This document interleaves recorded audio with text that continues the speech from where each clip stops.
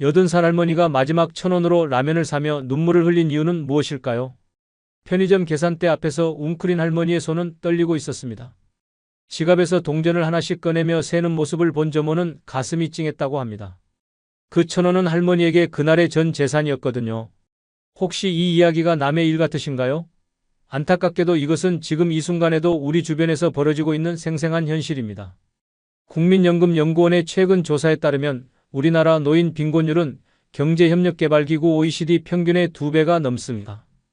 10명 중 4명이 최저생계비에도 못 미치는 소득으로 살아가고 있다는 뜻입니다. 더욱 충격적인 것은 이들 대부분이 젊은 시절에는 평범한 중산층이었다는 사실입니다.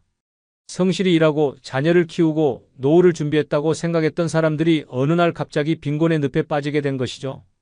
오늘 이 시간에는 노후 빈곤이 우리에게 던지는 5가지 절망적인 순간들을 함께 살펴보겠습니다. 하지만 단순히 절망만을 이야기하는 것이 아닙니다. 이런 현실을 마주하고도 다시 일어설 수 있는 방법, 늦었다고 생각할 때가 진짜 시작인 이유를 함께 찾아보겠습니다. 지금부터 들려드릴 이야기는 실제로 일어난 일들을 바탕으로 재구성한 것입니다. 혹시 듣다가 마음이 무거워지더라도 끝까지 함께 해주시기 바랍니다. 마지막에는 분명 희망의 빛을 발견하실 수 있을 테니까요. 그럼 이제 시작해 보겠습니다. 첫 번째 이야기는 한 할머니가 평생 살던 집을 떠나야 했던 그날의 이야기입니다. 경기도 안양에 사는 이순덕 할머니는 올해 78살입니다. 남편과 함께 40년을 살아온 그 집은 단순한 주거 공간이 아니었습니다. 아이들의 첫 발걸음, 가족 생일잔치, 명절 차례상까지 모든 추억이 그 집 안에 스며 있었거든요. 남편이 갑작스럽게 세상을 떠난 후 순덕 씨의 생활은 하루아침에 달라졌습니다. 남편이 받던 연금은 끊겼고 남은 건 기초노령연금 월 32만 원이 전부였습니다. 처음 몇 달은 괜찮다고 생각했습니다. 검소하게 살면 충분히 버틸 수 있을 거라고 믿었거든요. 하지만 현실은 생각보다 가혹했습니다. 아파트 관리비만 월 15만 원, 전기료, 가스료, 수도료까지 더하면 20만 원이 훌쩍 넘었습니다. 먹을 것과 병원비까지 계산하니 매달 적자가 날 수밖에 없었죠. 통장 잔고가 줄어들 때마다 순덕 씨의 마음도 함께 쪼그라들었습니다. 밤마다 계산기를 두드려보지만 답은 늘 같았어요. 이대로 가면 1년을 버티기 어렵다는 것이었습니다. 가장 힘들었던 건 자식들에게 도움을 청하는 것이었어요. 큰아들은 전세 대출 때문에 여유가 없다고 했고 딸은 아이들 학원비로 빠듯하다며 미안하다고만 했습니다. 섭섭했지만 이해할 수밖에 없었어요. 요즘 젊은 사람들도 살기 어려운 게 현실이니까요. 그러던 어느 날 관리소에서 전화가 왔습니다. 할머님, 관리비가 석 달째 밀려 있는데 언제쯤 납부 가능하실까요? 전화를 끊고 나서 순덕 씨는 한참을 멍하니 앉아 있었습니다. 그제서야 현실을 받아들여야 한다는 걸 깨달았거든요. 다음 날 순덕 씨는 무거운 발걸음으로 부동산 중개업소를 찾았습니다. 40년을 함께한 집을 파는 일, 생각만 해도 가슴이 미어졌지만 다른 선택은 없었어요. 할머님, 이 정도 평수면 시세가 이 정도 됩니다. 금매로 내놓으시면 조금 더 빨리 팔릴 거예요. 중개업자의 말을 들으며 순덕 씨는 고개를 끄덕였지만 눈물이 핑 돌았습니다. 금매라는 말이 유독 가슴을 찔렀거든요. 집을 내놓은 지 보름 만에 구매자가 나타났습니다. 예상보다 빨랐지만 마음은 전혀 가볍지 않았어요. 매매 계약서에 도장을 찍는 순간 순덕 씨는 40년의 삶이 한순간에 정리되는 기분이었다고 합니다. 이사 날이 다가올수록 순덕 씨의 마음은 더욱 무거워졌습니다. 짐을 정리하면서 하나하나가 모두 추억이라는 걸 새삼 깨달았거든요. 남편이 아껴 쓰던 안경, 아이들이 어릴 때 그린 그림, 명절 때마다 꺼내던 제사상 그릇들, 모든 것이 소중했지만 새로 구한 작은 원룸에는 가져갈 수 없는 것들이 대부분이었어요. 이것도 버려야 하나? 저것도 가져갈 수 없구나. 순덕 씨는 밤새도록 짐을 정리하며 몇 번이나 눈물을 훔쳤습니다. 이사 당일 순덕 씨는 마지막으로 집안을 한 바퀴 돌아보았습니다. 텅 빈 거실, 아무것도 없는 안방, 추억만 가득한 작은 베란다까지 모든 공간이 작별 인사를 하는 것 같았어요. 현관문을 나서면서 순덕 씨는 뒤돌아보지 않으려 애썼습니다. 돌아보면 발길이 떨어지지 않을 것 같았거든요. 새로 구한 원룸은 전에 살던 집의 절반도 안 되는 크기였습니다. 창문 밖으로는 큰 도로가 보였고 하루 종일 자동차 소리가 끊이지 않았어요. 첫날 밤 좁은 방 한구석에 앉아있던 순덕 씨는 문득 이런 생각이 들었다고 합니다. 내가 정말 여기서 살아야 하는 걸까? 하지만 선택할 여지가 없었어요. 집을 판 돈으로 보증금을 내고 나니 남은 돈도 얼마 되지 않았거든요. 그나마 월세 걱정 없이 살 수 있는 곳이 여기뿐이었으니까요. 순덕 씨는 그 후로 몇 달을 적응하려 노력했지만 쉽지 않았습니다. 밤마다 옛집 꿈을 꾸었고 길을 걷다가 비슷한 아파트를 보면 가슴이 먹먹해졌어요. 평생을 모아서 마련한 집인데 이렇게 쉽게 떠나야 하다니. 순덕 씨의 한숨 섞인 목소리에는 깊은 아쉬움과 체념이 담겨 있었습니다. 하지만 가장 슬픈 건 따로 있었어요. 집 주소가 바뀌면서 예전 이웃들과의 연락도 자연스럽게 끊어진 것이었거든요. 40년을 함께 살며 정을 나눈 사람들과의 인연마저 집과 함께 사라져버린 셈이죠. 이처럼 노후에 집을 잃는다는 것은 단순히 주거 공간을 바꾸는 것이 아닙니다. 그것은 평생 쌓아온 추억과 인간관계, 그리고 자신의 정체성까지도 함께 잃는 것과 같아요. 집은 단순한 건물이 아니라 삶의 터전이자 마음의 안식처입니다. 그 안에는 한 사람의 인생이 고스란히 녹아 있거든요. 하지만 경제적 어려움 앞에서는 그 모든 것을 포기해야 하는 것이 노인들의 현실입니다. 순덕 씨처럼 집을 잃은 노인들이 가장 먼저 의지하게 되는 곳은 바로 자식들의 집입니다. 하지만 이것이 새로운 고통의 시작이 될 줄은 아무도 예상하지 못하죠. 부산에 사는 김철수 할아버지는 올해 75살입니다. 오랫동안 운전했던 택시를 그만두고 나서 수입이 거의 끊어졌어요. 아내는 몇 해 전 치매에 걸려 요양원에 계시고 혼자 살기엔 경제적으로 너무 버거웠습니다. 결국 철수 씨는 둘째 아들 집으로 들어가게 되었어요. 아들 부부는 처음엔 기꺼이 아버지를 맞아들였습니다. 아버지 편하게 계시면 됩니다. 저희가 모실게요. 며느리도 따뜻하게 말했어요. 어머니 요양원비도 저희가 부담할 테니까 걱정 마세요. 처음 한두 달은 정말 괜찮았습니다. 아들 부부는 친절했고 손자들도 할아버지와 함께 사는 걸 좋아했어요. 철수 씨도 오랜만에 가족의 따뜻함을 느낄 수 있었습니다.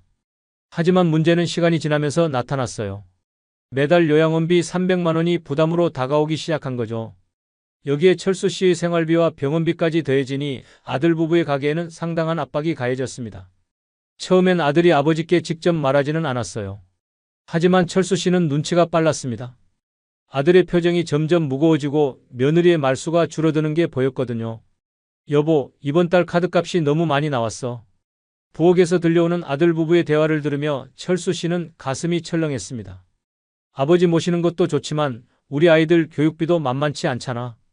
며느리의 한숨 섞인 목소리에 철수 씨는 자신이 점점 짐이 되어가고 있다는 걸 느꼈어요. 그 후로는 더욱 조심스러워졌습니다.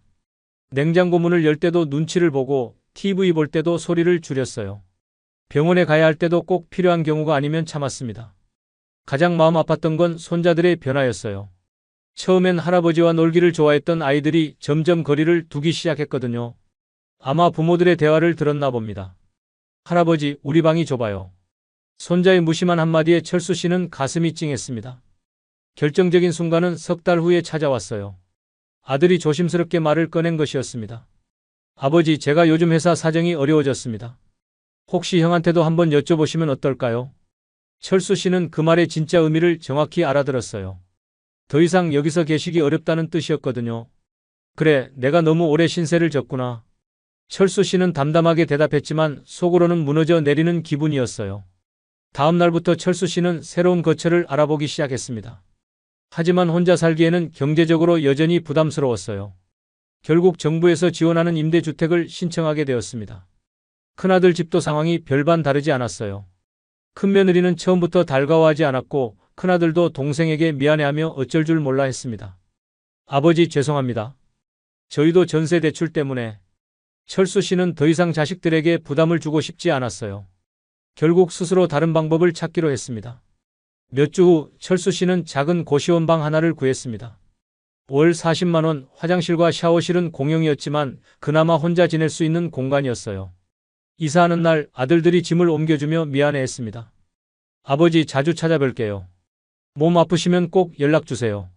하지만 철수 씨는 알고 있었어요. 앞으로는 웬만해선 자식들에게 연락하지 않을 거라는 걸 말이죠. 고시원에서의 생활은 예상보다 힘들었습니다. 좁은 방에서 혼자 끓여 먹는 라면, 새벽에 들려오는 옆방 소음, 공용 화장실에서 마주치는 낯선 사람들까지 모든 게 낯설고 외로웠어요. 가장 힘든 건 자식들과의 거리감이었습니다. 같이 살 때는 그래도 매일 얼굴을 봤는데 이제는 명절에나 한 번씩 보는 사이가 되었거든요. 내가 돈만 있었다면. 철수 씨는 밤마다 이런 생각을 하며 잠들었어요. 하지만 몇 달이 지나자 오히려 마음이 편해지는 부분도 있었습니다. 더 이상 눈치를 보지 않아도 되고 자식들에게 부담이 되지 않는다는 생각 때문이었어요. 어느 날 철수 씨는 우연히 아들에게서 전화를 받았습니다. 아버지, 어떻게 지내세요? 응, 괜찮다. 여기가 나한테는 더 편한 것 같구나. 철수 씨의 대답에는 진심이 담겨 있었어요. 비좁고 외롭지만 적어도 누구에게도 부담이 되지 않는다는 것만으로도 위로가 되었거든요. 이처럼 노후에 경제력이 없으면 가족과의 관계도 변질될 수밖에 없습니다. 아무리 혈육이라도 경제적 부담이 계속되면 서로에게 상처를 주게 되죠. 부모는 자식에게 짐이 되고 싶지 않아 스스로를 숨기고, 자식은 부모를 모시고 싶어도 현실적 한계 때문에 갈등하게 됩니다. 결국 사랑도 정도 경제력이 뒷받침되어야 오래갈 수 있다는 슬픈 현실을 마주하게 되는 것이죠. 명절은 본래 가족들이 모여 정을 나누는 따뜻한 날이어야 합니다. 하지만 홀로 지내는 노인들에게 명절은 오히려 외로움이 더욱 깊어지는 시간이기도 해요. 강원도 춘천에 사는 박영수 할아버지는 올해 79살입니다. 아내는 10년 전에 세상을 떠났고 자녀들은 모두 서울에서 각자의 삶을 살고 있어요. 지난 추석 아침 영수 씨는 평소보다 일찍 잠에서 깼습니다. 창밖으로 보이는 하늘은 맑았지만 마음은 무겁기만 했어요. 오늘이 추석이구나. 혼잣말을 중얼거리며 일어난 영수 씨는 부엌으로 향했습니다. 냉장고를 열어보니 며칠 전 사둔 계란 몇 개와 김치, 그리고 우유 한 팩이 전부였어요. 텔레비전을 틀자 온 가족이 함께 차례상을 차리는 모습이 나왔습니다. 웃음소리가 가득한 화면을 보며 영수 씨는 괜히 채널을 돌렸어요. 차라리 보지 말자. 하지만 어느 채널을 돌려도 명절 특집 프로그램뿐이었습니다. 결국 텔레비전을 끄고 조용히 앉아 있었어요. 오전 10시쯤 큰아들에게서 전화가 왔습니다. 아버지, 추석 잘 지내세요? 저희는 처가에 가야 해서. 응, 그래. 잘 다녀와라. 짧은 통화를 끝내고 나서 영수 씨는 한숨을 내쉬었습니다. 서운했지만 이해할 수밖에 없었어요. 요즘 젊은 사람들은 양쪽 부모님을 다 모셔야 하니 바쁠 수밖에 없으니까요. 둘째 딸에게서도 비슷한 내용의 문자가 왔어요. 아빠, 추석 잘 보내세요. 시댁에 가야 해서 못 가서 죄송해요. 다음에 꼭 뵐게요. 영수 씨는 괜찮다고 답장을 보냈지만 손끝이 떨렸습니다. 점심때가 되자 영수 씨는 간단히 라면을 끓였어요. 평소보다 더 정성스럽게 계란도 넣고 파도 썰어 넣었습니다. 그래도 명절인데. 작은 식탁에 혼자 앉아 라면을 먹으며 영수 씨는 문득 몇 년 전 추억이 떠올랐어요. 아내가 살아계실 때는 명절 아침부터 분주했거든요. 여보, 전 부치는 거 도와줘요. 아이고, 나물 무치는 것도 해야 하는데. 부엌에서 들려오던 아내의 목소리, 온 집안에 퍼지던 음식 냄새, 오후에 찾아오던 자녀들의 웃음소리까지. 모든 게 그립기만 했어요. 오후가 되자 아파트 복도에서 웃음소리가 들렸습니다. 옆집에서 가족들이 모인 모양이었어요. 영수 씨는 괜히 텔레비전 소리를 키웠습니다. 다른 집 소리가 더 이상 들리지 않게 하려고요. 나만 이렇게 혼자구나. 저녁이 되어서야 영수 씨는 집 밖으로 나왔습니다. 답답한 마음을 달래려고 동네를 한 바퀴 돌아보기로 했거든요. 하지만 거리는 더욱 썰렁했어요. 대부분의 상점들이 문을 닫았고 평소 만나던 동네 할아버지들도 보이지 않았습니다. 아마 다들 자식들 집에 가셨나 봐요. 공원 벤치에 잠시 앉았을 때 옆 벤치에 또 다른 할아버지 한 분이 앉아 계셨습니다. 서로 눈이 마주치자 씁쓸한 미소를 지으셨어요. 명절인데 나오셨네요. 집에 있어봐야 더 답답해서요. 어르신도 그런가 봅니다. 그러게 말입니다. 짧은 대화를 나눴지만 서로의 처지는 충분히 이해할 수 있었어요. 굳이 길게 설명하지 않아도 알 수 있는 외로움이었거든요. 집으로 돌아온 영수 씨는 저녁도 간단히 해결했습니다. 밥에 김치만 얹어 먹었지만 평소보다 더 쓸쓸했어요. 밤이 되자 영수 씨는 오래된 사진첩을 꺼냈습니다. 아내와 함께 찍은 사진, 자녀들이 어렸을 때 명절 사진들을 하나씩 넘겨보며 시간을 보냈어요. 그때는 정말 좋았는데. 사진 속 자신의 모습은 지금보다 훨씬 활기차 보였습니다. 가족들에 둘러싸여 환하게 웃고 있는 모습이 지금은 너무도 멀게 느껴졌어요. 다음 날 아침 영수 씨는 평소와 똑같이 일어났습니다. 명절이 지나고 나니 오히려 마음이 편해졌어요. 더 이상 외로움을 감추려 애쓰지 않아도 되니까요. 이런 명절을 보내는 노인들이 영수 씨만이 아닙니다. 전국 곳곳에서 수많은 어르신들이 비슷한 하루를 보내고 계실 거예요. 명절의 외로움이 더욱 아픈 이유는 평소에는 그나마 참을 수 있던 고독감이 이날만큼은 더욱 극명하게 드러나기 때문입니다. 다른 모든 사람들이 행복해 보이는 날에 혼자 있다는 것, 그것은 정말 견디기 힘든 고통이거든요. 하지만 영수 씨는 이런 현실을 받아들이며 나름의 위로를 찾아가고 있어요. 혼자여도 의미 있게 보낼 수 있는 방법을 찾으려 노력하고 있거든요. 나이가 들면서 가장 두려운 것 중 하나가 바로 질병입니다. 몸이 아프면 치료를 받으면 되지만 치료비가 부담스러운 노인들에게는 병원조차 사치가 될 수 있어요. 전라남도 목포에 사는 최순자 할머니는 올해 76살입니다. 몇 달 전부터 무릎이 아프기 시작했는데 처음에는 나이 들어서 그러려니 했어요. 이 나이에 어디 안 아픈 곳이 있겠어? 하지만 통증이 점점 심해졌습니다. 계단을 올라갈 때마다 무릎에서 찌릿찌릿한 통증이 느껴졌고 잠을 잘 때도 자세를 바꾸기 힘들 정도였어요. 순자 씨는 동네 약국에서 파스와 진통제를 사서 버텼습니다. 병원에 가면 검사비만 수십만 원은 나올 텐데 그런 돈이 어디 있겠어요. 참으면 나아지겠지. 하지만 한 달이 지나도 나아지지 않았습니다. 오히려 더 악화되어 이제는 걷기조차 힘들어졌어요. 마침 동네에서 만난 친구가 말했습니다. 순자야, 병원 한번 가봐. 그렇게 아픈데 어떻게 참니? 병원비가 얼마나 나올지 몰라서 그래. 순자 씨의 솔직한 대답에 친구도 할 말이 없었어요. 똑같은 처지라는 걸 알고 있었거든요. 결국 순자 씨는 참다 못해 동네 의원을 찾았습니다. 그나마 큰 병원보다는 저렴할 거라는 생각 때문이었어요. 할머님, 무릎이 많이 부으셨네요. 엑스레이 한번 찍어보시죠. 의사의 말에 순자 씨는 주저했습니다. 선생님, 엑스레이 비용이 얼마나 되나요? 3만 원 정도 될 거예요. 3만 원. 순자 씨에게는 사흘치 식비에 해당하는 돈이었습니다. 일단 약만 주세요. 검사를 안 하면 정확한 진단이 어려운데.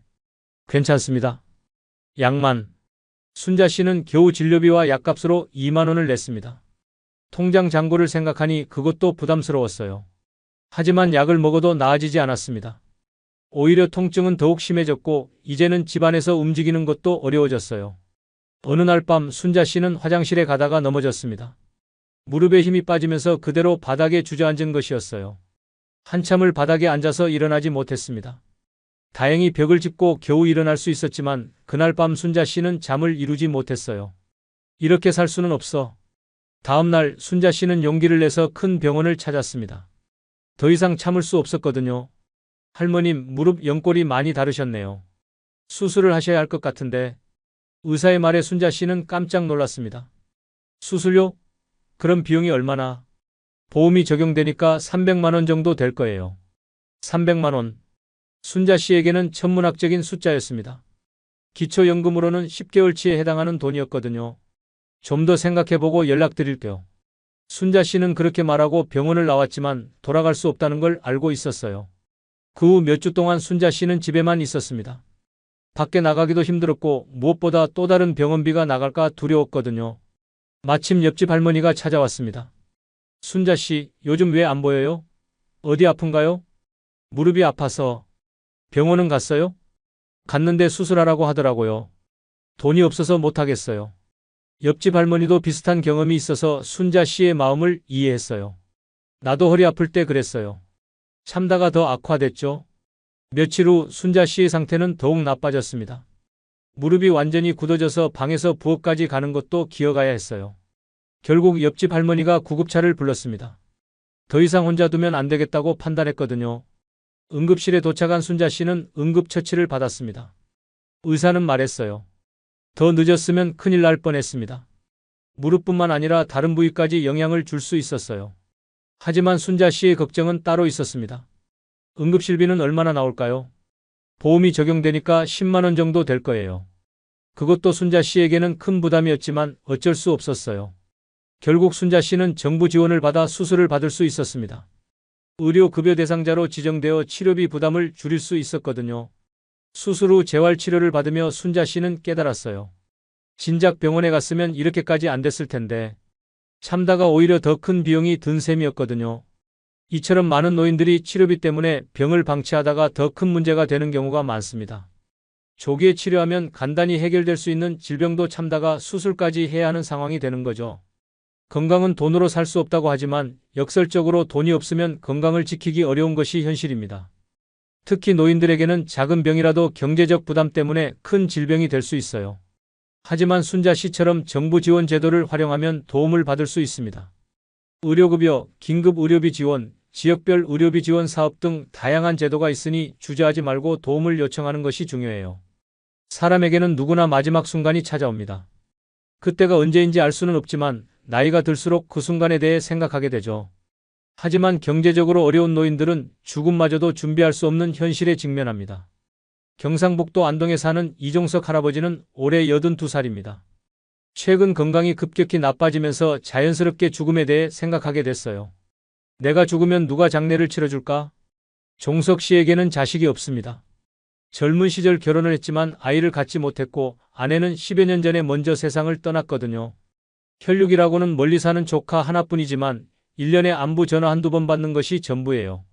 조카도 자신의 생활에 바빠서 종석 씨까지 챙기기는 어려운 상황이고요. 몇 달 전부터 종석 씨는 장례에 대해 알아보기 시작했습니다. 인터넷으로 검색해보니 요즘 장례 비용이 만만치 않았어요. 가장 간단한 장례라도 200만 원은 넘었고 조금이라도 체면을 차리려면 500만 원은 필요했습니다. 종석 씨의 전 재산인 통장 잔고는 겨우 50만 원이었어요. 이 돈으로는 관도 제대로 못 사겠구나. 종석 씨는 한숨을 내쉬었습니다. 며칠 후 종석 씨는 동사무소를 찾았습니다. 무연고 사망자 처리 절차에 대해 알아보려고요. 할아버지, 왜 그런 걸 알아보세요? 공무원이 놀라며 물었지만 종석 씨는 담담했어요. 미리 준비해 두려고요. 남에게 피해 주기 싫어서요. 공무원은 안타까워했지만 절차를 설명해 줬습니다. 연고자가 없거나 경제적으로 어려운 경우 지자체에서 화장을 해준다는 내용이었어요. 집으로 돌아온 종석 씨는 간단한 유서를 써두었습니다. 재산이라고 할 만한 건 없었지만 그래도 정리해둬야 한다는 생각이 들었거든요. 내가 죽으면 이 집 보증금으로 장례를 치르고 남는 돈이 있으면 조카에게 주세요. 짧은 유서였지만 종석 씨에게는 최선이었어요. 그 후로 종석 씨는 더욱 조심스럽게 살았습니다. 갑자기 쓰러져서 누군가에게 부담을 주면 안 된다는 생각 때문이었어요. 외출할 때는 항상 신분증을 챙겼고 집에는 응급 상황 시 연락할 번호를 붙여두었습니다. 조카의 전화번호와 동사무소 번호까지 적어두었어요. 어느 날 종석 씨는 동네에서 만난 할아버지와 이런 대화를 나눴습니다. 요즘 젊은 사람들은 다 바빠서 우리 같은 늙은이들 신경 쓸 겨를이 없어요. 그러게 말입니다. 우리끼리라도 서로 안부 좀 물어봐야겠어요. 그때부터 종석 씨는 동네 어르신들과 더 가까워졌어요. 서로의 안부를 확인하고 며칠 보이지 않으면 찾아보기로 했거든요. 혼자 죽는 건 어쩔 수 없지만 그래도 누군가는 알아주면 좋겠어요. 종석 씨의 소박한 바람이었어요. 최근에는 미리 장례식장에 문의해보기도 했습니다. 혹시 가장 저렴한 장례 패키지가 얼마인가요? 기본형이 150만 원입니다만. 그것도 제게는 부담스럽네요. 더 저렴한 방법은 없을까요? 장례지도사도 난감했지만 화장만 하는 경우를 알려줬어요. 그래도 50만 원은 필요했지만요. 종석 씨는 그나마 다행이라고 생각했습니다. 자신의 전 재산과 비슷한 금액이었거든요. 하지만 가장 걱정되는 건 따로 있었어요. 마지막 순간에 아무도 곁에 있어주지 않을 것이라는 두려움이었거든요. 죽을 때 혼자인 건 괜찮아. 하지만 아무도 모르게 죽는 건 너무 서러워.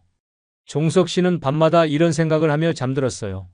어느 날 종석 씨는 우연히 독거노인 돌봄 서비스에 대해 알게 됐습니다. 정기적으로 안부를 확인해주는 서비스였어요. 이거라도 신청해두면 좀 나을까? 종석 씨는 동사무소에 가서 신청했습니다. 비록 가족은 아니지만 누군가 자신을 신경 써준다는 것만으로도 위로가 되었거든요. 지금도 종석 씨는 하루하루를 조심스럽게 살아가고 있어요. 언제 올지 모르는 마지막 순간을 준비하면서도 그래도 의미 있게 살려고 노력하고 있거든요. 돈이 없어서 제대로 된 장례는 못 치르겠지만 그래도 누군가는 내가 살았다는 걸 기억해 줄 거야. 종석 씨의 작은 희망이었어요. 이처럼 많은 노인들이 죽음조차 제대로 준비할 수 없는 현실에 살고 있습니다. 하지만 정부나 지자체의 지원 제도 그리고 이웃들의 작은 관심만 있어도 이런 두려움을 조금은 줄일 수 있어요. 무엇보다 중요한 것은 혼자가 아니라는 느낌을 주는 것입니다.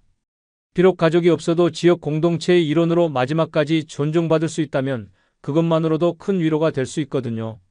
지금까지 노후 빈곤이 가져오는 5가지 절망적인 상황들을 살펴봤습니다. 집을 잃는 아픔, 가족과의 거리감, 외로운 명절, 치료받지 못하는 질병, 그리고 준비할 수 없는 죽음까지 모두 마음 무거운 이야기들이었죠. 하지만 여기서 포기할 수는 없습니다. 아직 늦지 않았거든요.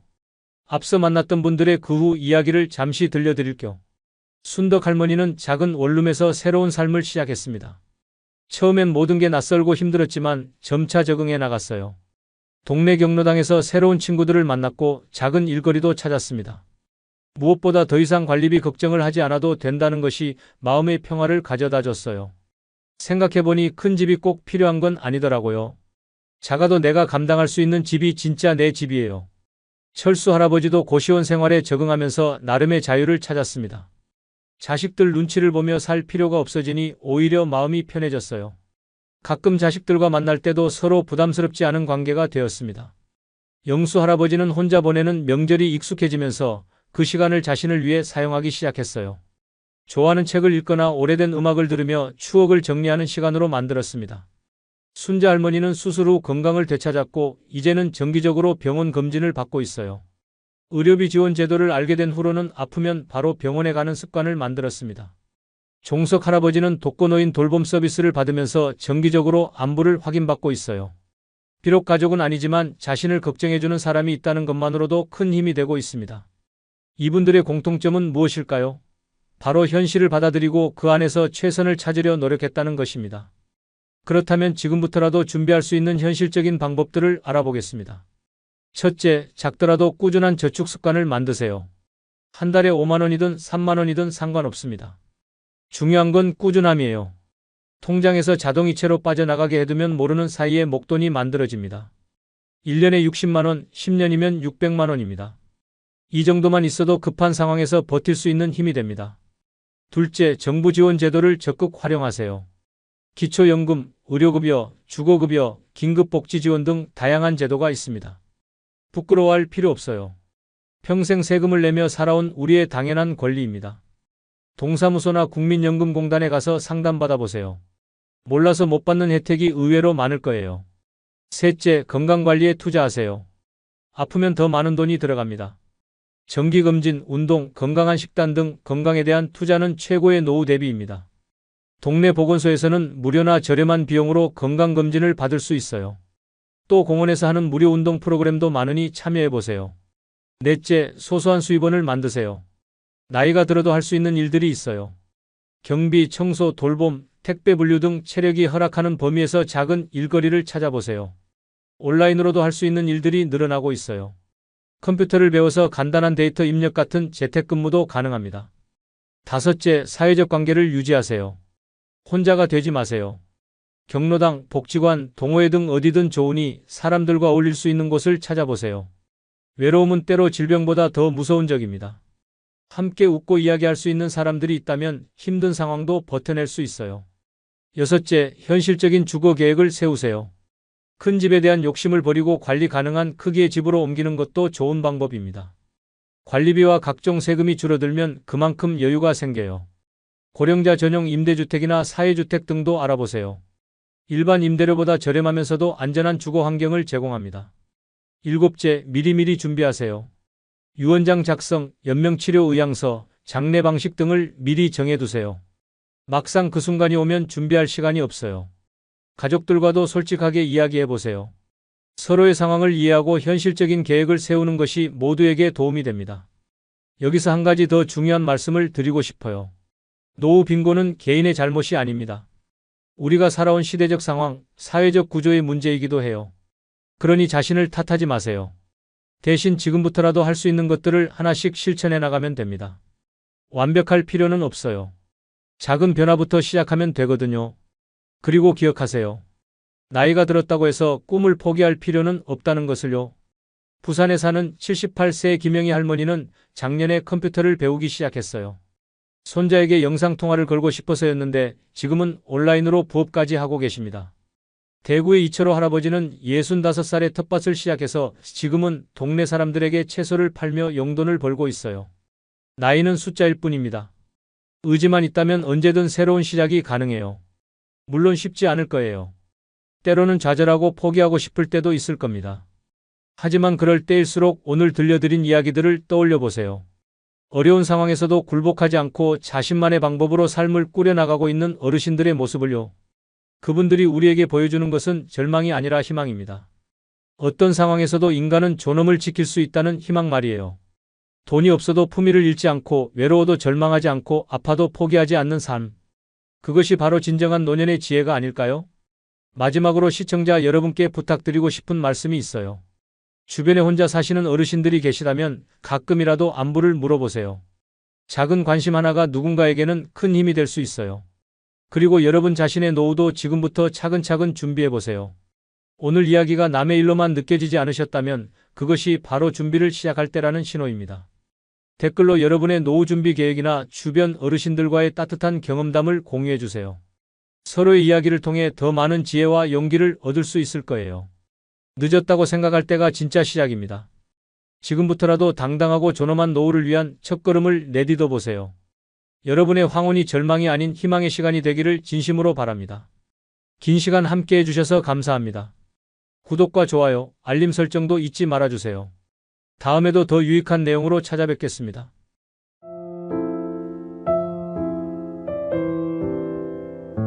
지난주 동네 마트에서 만난 65세 김 할머니의 이야기입니다. 이분이 저에게 이렇게 말씀하시더라고요. 젊을 때는 자식들이 잘 되면 나도 편하게 살 줄 알았는데 막상 나이가 드니까 아무도 믿을 수가 없어요.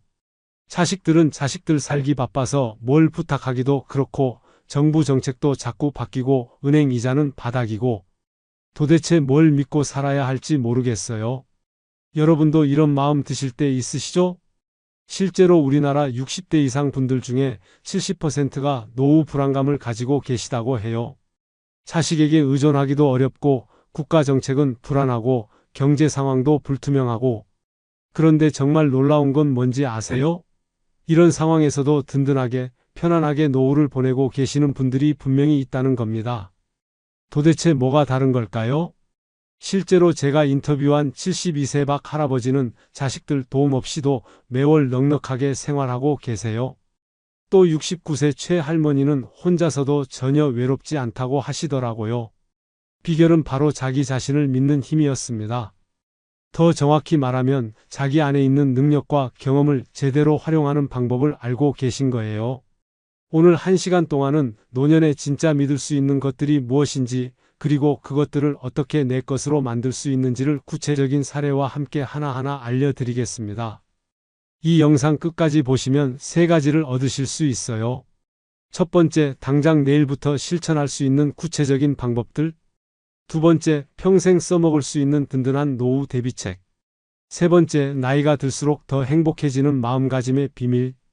지금부터 시작해 보겠습니다. 첫 번째로 말씀드리고 싶은 것은 건강입니다. 많은 분들이 나이가 들면 병원에만 의존하려고 하세요. 물론 정기검진은 중요합니다. 하지만 진짜 믿을 건 바로 여러분 자신의 몸을 아는 능력이에요. 얼마 전에 만난 74세 이 할아버지 이야기를 들어보세요. 이분은 젊을 때부터 몸이 약하셨대요. 40대부터 고혈압, 당뇨까지 있으셨고요. 그런데 지금은 어떠냐면 또래보다 훨씬 건강하세요. 약도 거의 안 드시고 1년에 감기도 한 번 안 걸리신다고 해요. 비결이 뭘까요? 이분이 하신 건 아주 간단해요. 매일 아침 일어나서 자기 몸 상태를 체크하는 습관을 만드신 거예요. 혈압 재기, 체중 재기, 그리고 가장 중요한 건 어제와 오늘의 컨디션을 비교해 보는 거예요. 오늘은 어제보다 무릎이 좀 아프네. 오늘은 소화가 잘 안 되네. 오늘은 기분이 좋네. 이렇게 자기 몸과 대화를 나누시는 거죠. 또 다른 예로 68세 정 할머니는 젊을 때 간호사셨어요. 퇴직하고 나서는 동네 어르신들 건강 상담을 해주고 계세요. 이분 말씀이 내가 제일 잘 아는 건 내 몸이야. 의사도 중요하지만 내가 내 몸의 전문가가 되어야 해라고 하시더라고요. 그럼 구체적으로 어떻게 실천하면 될까요? 첫 번째, 매일 아침 간단한 건강 체크 습관을 만드세요.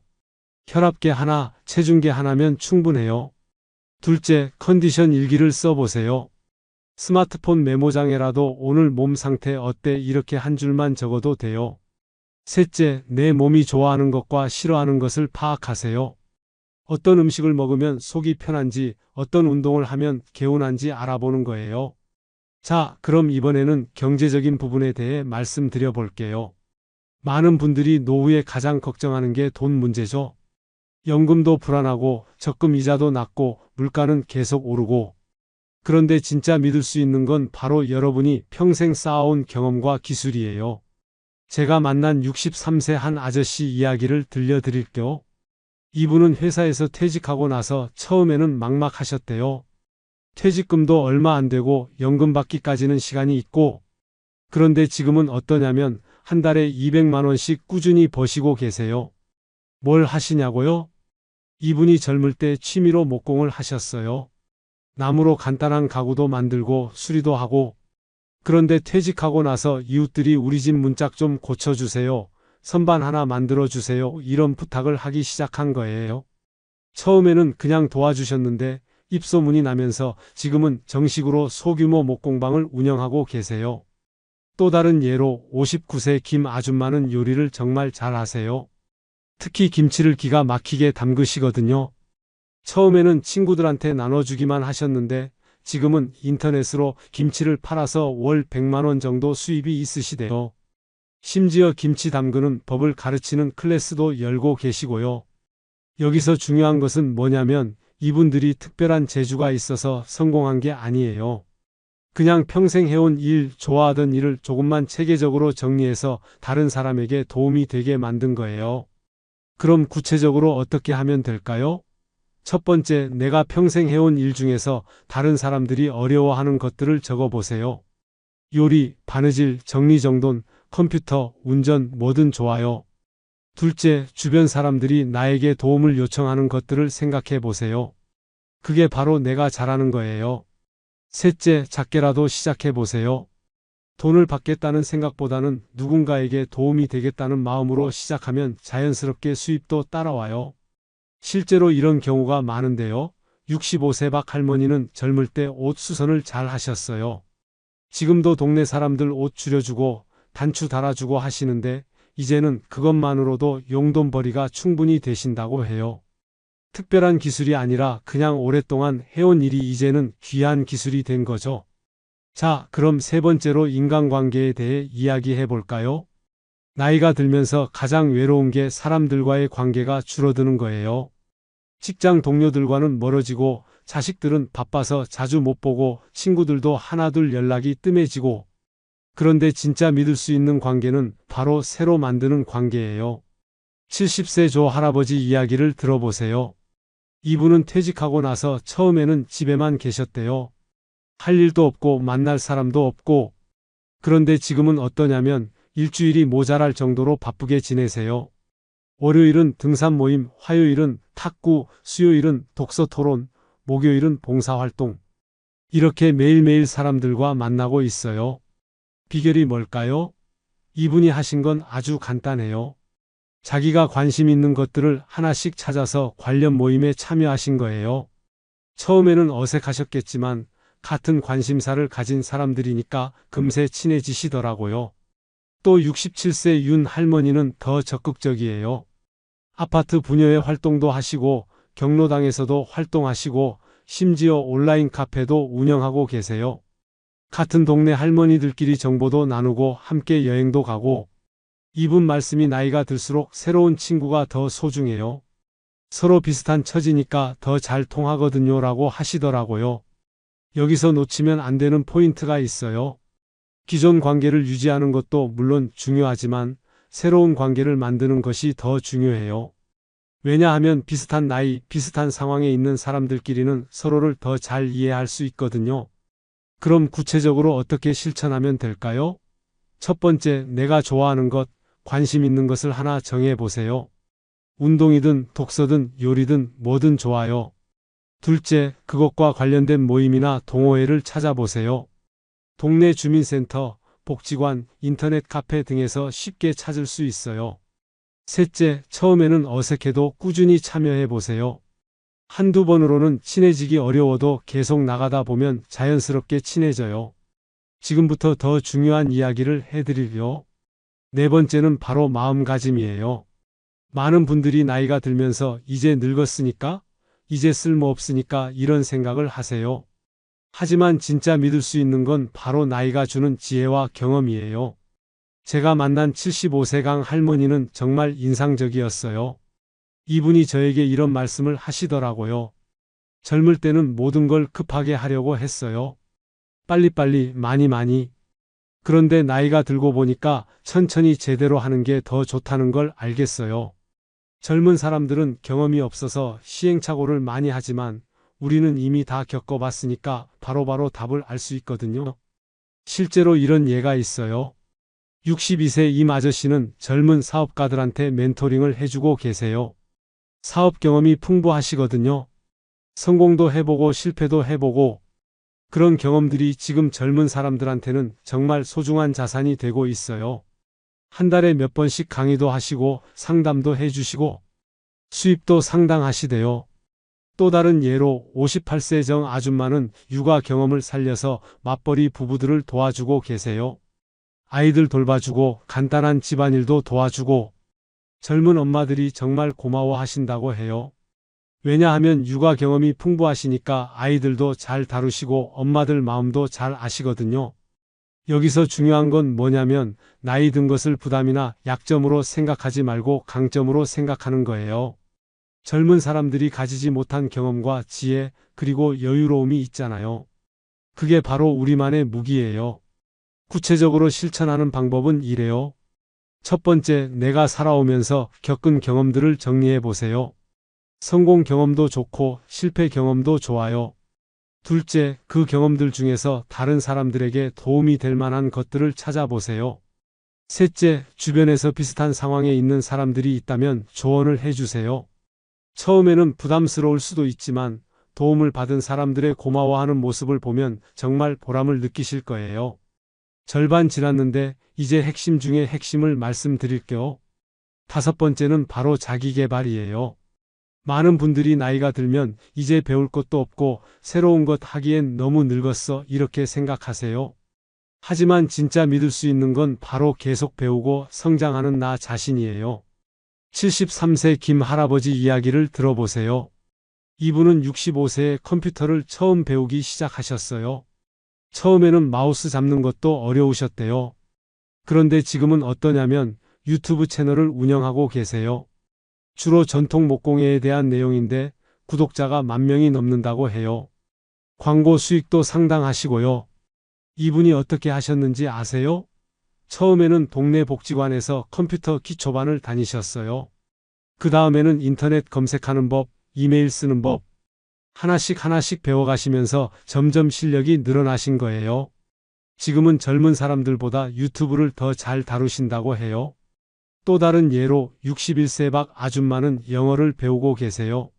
젊을 때는 영어 공부할 기회가 없으셨대요. 그런데 손자가 영어를 배우는 모습을 보면서 나도 배워보고 싶다는 생각이 드셨다고 해요. 지금은 영어 회화반에 다니시면서 외국인 관광객들한테 길 안내도 해주시고 간단한 대화도 하신다고 해요. 여기서 놓치면 안 되는 것이 있어요. 새로운 것을 배우는 게 단순히 취미나 시간 때우기가 아니라 뇌 건강에도 정말 좋다는 거예요. 의학적으로도 증명된 사실이에요. 새로운 것을 배우면 뇌의 신경세포들이 활발해져서 치매 예방에도 도움이 된다고 해요. 그럼 어떻게 시작하면 될까요? 첫 번째, 내가 평생 해보고 싶었던 것들을 적어보세요. 악기, 외국어, 그림, 춤, 뭐든 좋아요. 둘째, 그 중에서 가장 관심 있는 것 하나를 골라서 관련 강좌나 동호회를 찾아보세요. 요즘은 온라인으로도 많은 강의를 들을 수 있어요. 셋째, 처음에는 어려워도 포기하지 마세요. 젊은 사람들보다 조금 느릴 수는 있지만 그만큼 더 신중하고 꼼꼼하게 할 수 있어요. 자, 이번에는 여섯 번째로 취미와 여가 활동에 대해 이야기해 볼게요. 많은 분들이 퇴직하고 나서 할 일이 없다, 심심하다고 하세요. 하지만 진짜 믿을 수 있는 건 바로 내가 진심으로 즐길 수 있는 것들이에요. 69세 최 할머니는 서예를 하세요. 젊을 때는 바빠서 못했는데 이제는 시간이 있으니까 제대로 배우고 계시거든요. 처음에는 그냥 취미로 시작하셨는데 실력이 늘면서 이제는 동네 서예반 선생님까지 하고 계세요. 제자들도 10명 넘게 있고 전시회도 열고 정말 행복하게 지내시더라고요. 또 66세 한 아저씨는 사진을 찍어요. 디지털 카메라 하나 사서 동네 곳곳을 다니면서 사진을 찍으시거든요. 처음에는 그냥 재미로 하셨는데 찍은 사진들을 인터넷에 올리니까 사람들이 좋아하더라고요. 지금은 동네 사진 동호회 회장도 하시고 사진전도 열고 계세요. 여기서 중요한 건 뭐냐면 취미 활동이 단순히 시간 보내기가 아니라 새로운 인생의 목표가 될 수 있다는 거예요. 그리고 같은 취미를 가진 사람들과 만나면서 새로운 인간관계도 만들 수 있고요. 실천 방법은 이래요. 첫 번째, 내가 정말 좋아하는 것이 무엇인지 생각해 보세요. 어릴 때 꿈꿨던 것들, 젊을 때 하고 싶었던 것들을 떠올려 보세요. 둘째, 너무 거창하게 생각하지 마시고 작게 시작해 보세요. 비싼 장비 살 필요도 없어요. 셋째, 혼자 하지 말고 같은 취미를 가진 사람들과 함께 해보세요. 더 재미있고 서로 도움도 주고받을 수 있어요. 일곱 번째는 건강한 생활 습관이에요. 많은 분들이 나이가 들면서 이제 늙었으니까 어쩔 수 없어라고 체념하세요. 하지만 진짜 믿을 수 있는 건 바로 꾸준한 생활 습관이에요. 78세 이 할아버지는 매일 새벽 5시에 일어나서 1시간 산책을 하세요. 비가 와도 눈이 와도 빠지지 않고 하신다고 해요. 이분 말씀이 처음에는 힘들었는데 이제는 안 하면 오히려 몸이 이상해요 라고 하시더라고요. 병원도 거의 안 가시고 감기도 잘 안 걸리신대요. 또 72세 정 할머니는 매일 집에서 간단한 체조를 하세요. 유튜브 보면서 따라하는 건데 30분 정도씩 하신다고 해요. 관절도 부드러워지고 혈액순환도 좋아져서 몸이 한결 가벼워지셨다고 해요. 여기서 핵심은 거창한 운동을 하는 게 아니라 매일매일 조금씩이라도 꾸준히 하는 거예요. 헬스장 갈 필요도 없어요. 집 주변 산책, 계단 오르내리기, 집에서 간단한 스트레칭, 이런 것들만으로도 충분해요. 식습관도 마찬가지예요. 74세 김 할머니는 매일 아침 간단한 주스를 만들어 드세요. 당근, 사과, 양배추 이런 걸로 만드신 건데 몸에도 좋고 맛도 좋다고 해요. 특별한 다이어트를 하는 게 아니라 몸에 좋은 것들을 조금씩 더 드시는 거죠. 실천 방법은 간단해요. 첫 번째, 내가 할 수 있는 범위 내에서 운동을 정해 보세요. 산책이든 체조든 뭐든 좋아요. 둘째, 매일 같은 시간에 하세요. 습관이 되면 자연스럽게 할 수 있어요. 셋째, 무리하지 마세요. 몸이 아프거나 힘들면 쉬어도 돼요. 중요한 건 꾸준히 하는 거예요. 여기서 잠깐 이것만은 꼭 기억하세요. 지금까지 말씀드린 것들이 모두 다 거창한 게 아니에요. 작은 것부터 하나씩 시작하면 되는 거예요. 완벽하게 하려고 하지 마시고 조금씩이라도 꾸준히 해보세요. 여덟 번째는 사회적 기여예요. 많은 분들이 퇴직하고 나서 이제 사회에 쓸모없는 사람이 됐다고 생각하세요. 하지만 진짜 믿을 수 있는 건 바로 내가 사회에 기여할 수 있는 능력이에요. 67세 박 아저씨는 동네 아이들한테 태권도를 가르쳐주고 계세요. 젊을 때 태권도장을 운영하셨거든요. 지금은 무료로 아이들을 가르쳐 주시는데 아이들도 좋아하고 부모들도 고마워한다고 해요. 이분 말씀이 돈을 받고 안 받고가 중요한 게 아니라 내가 누군가에게 도움이 된다는 게 가장 기뻐요 라고 하시더라고요. 또 71세 조 할머니는 독거노인들을 위한 봉사활동을 하고 계세요. 일주일에 2번씩 혼자 사시는 할머니들 집에 가서 말벗도 해드리고 간단한 집안일도 도와드리고 받는 분들도 고마워하지만 이분 자신도 보람을 많이 느끼신다고 해요. 여기서 놓치면 안 되는 포인트가 있어요. 봉사활동이나 사회기여가 꼭 거창한 것일 필요는 없다는 거예요. 내가 잘할 수 있는 것, 경험이 있는 것으로 다른 사람을 도와주는 것만으로도 충분해요. 예를 들어서 요리를 잘 하시는 분예를 들어서 요리를 잘 하시는 분은 혼자 사시는 이웃에게 반찬을 나눠 드릴 수 있고 운전을 잘 하시는 분은 병원 가기 어려운 분들을 도와드릴 수 있어요. 작은 도움이지만 받는 사람에게는 정말 큰 힘이 되거든요. 구체적인 실천 방법은 이래요. 첫 번째, 내가 잘할 수 있는 것들을 생각해 보세요. 특별한 기술이 아니어도 돼요. 둘째, 주변에서 도움이 필요한 사람들이 있는지 살펴보세요. 동네 주민센터나 복지관에 가면 봉사활동 정보를 쉽게 얻을 수 있어요. 셋째, 너무 부담 갖지 마시고 내가 할 수 있는 범위 내에서 시작해 보세요. 아홉 번째는 정신적 안정감이에요. 나이가 들면서 가장 힘든 게 불안감이에요. 미래에 대한 걱정, 건강에 대한 걱정, 경제적 걱정. 하지만 진짜 믿을 수 있는 건 바로 내 마음의 평화를 지키는 능력이에요. 75세 윤 할머니는 매일 아침 30분씩 명상을 하세요. 처음에는 명상이 뭐 대단한 거야 하고 생각하셨는데 해보니까 마음이 정말 편해지시더라고요. 걱정이 많으셨는데 명상을 하고 나면 그런 걱정들이 많이 줄어든다고 해요. 또 68세 김 할아버지는 일기를 쓰세요. 매일 저녁에 하루 있었던 일들을 간단하게 적으시는 건데 이렇게 하다 보니까 감사한 일들을 더 많이 발견하게 되신다고 해요. 오늘 날씨가 좋았다. 이웃이 인사해줬다. 맛있는 걸 먹었다. 이런 작은 것들도 적다 보면 하루하루가 소중하게 느껴진다고 하시더라고요. 여기서 중요한 건 뭐냐면 정신적 안정감은 저절로 생기는 게 아니라 의식적으로 만들어가는 거예요. 부정적인 생각보다는 긍정적인 생각에 집중하고 걱정보다는 감사한 것들을 찾아보는 연습이 필요해요. 실천 방법은 이래요. 첫 번째, 매일 감사한 일 3가지씩 찾아보세요. 아주 작은 것이라도 좋아요. 둘째, 걱정이 생기면 이 걱정이 정말 필요한 걱정인가? 자문해 보세요. 대부분의 걱정은 실제로 일어나지 않아요. 셋째, 마음을 편하게 해주는 활동을 찾아보세요. 독서든 음악 감상이든 산책이든 뭐든 좋아요. 마지막 정리, 오늘의 하이라이트입니다. 10번째는 바로 미래에 대한 희망이에요. 많은 분들이 나이가 들면서 이제 미래가 뭐 있어 하고 포기하세요. 하지만 진짜 믿을 수 있는 건 바로 아직도 펼쳐질 내 인생의 가능성이에요. 제가 만난 분 중에 80세에 그림을 시작한 할머니가 계세요. 젊을 때는 그림과 전혀 상관없는 일을 하셨는데 80세가 되어서야 처음 붓을 잡으셨대요. 지금 85세인데 개인전도 열고 그림 교실 선생님도 하고 계세요. 이분 말씀이 나이는 숫자에 불과해요. 하고 싶은 게 있으면 언제든 시작할 수 있어요 라고 하시더라고요. 또 다른 예로 73세 할아버지는 유튜브 채널을 시작하셨어요. 주로 옛날 이야기, 전통 문화에 대한 내용을 올리시는데 젊은 구독자들이 정말 많아요. 댓글을 보면 할아버지 덕분에 우리나라 전통에 대해 많이 배웠어요. 할아버지 목소리가 너무 좋아요. 이런 내용들이 가득해요.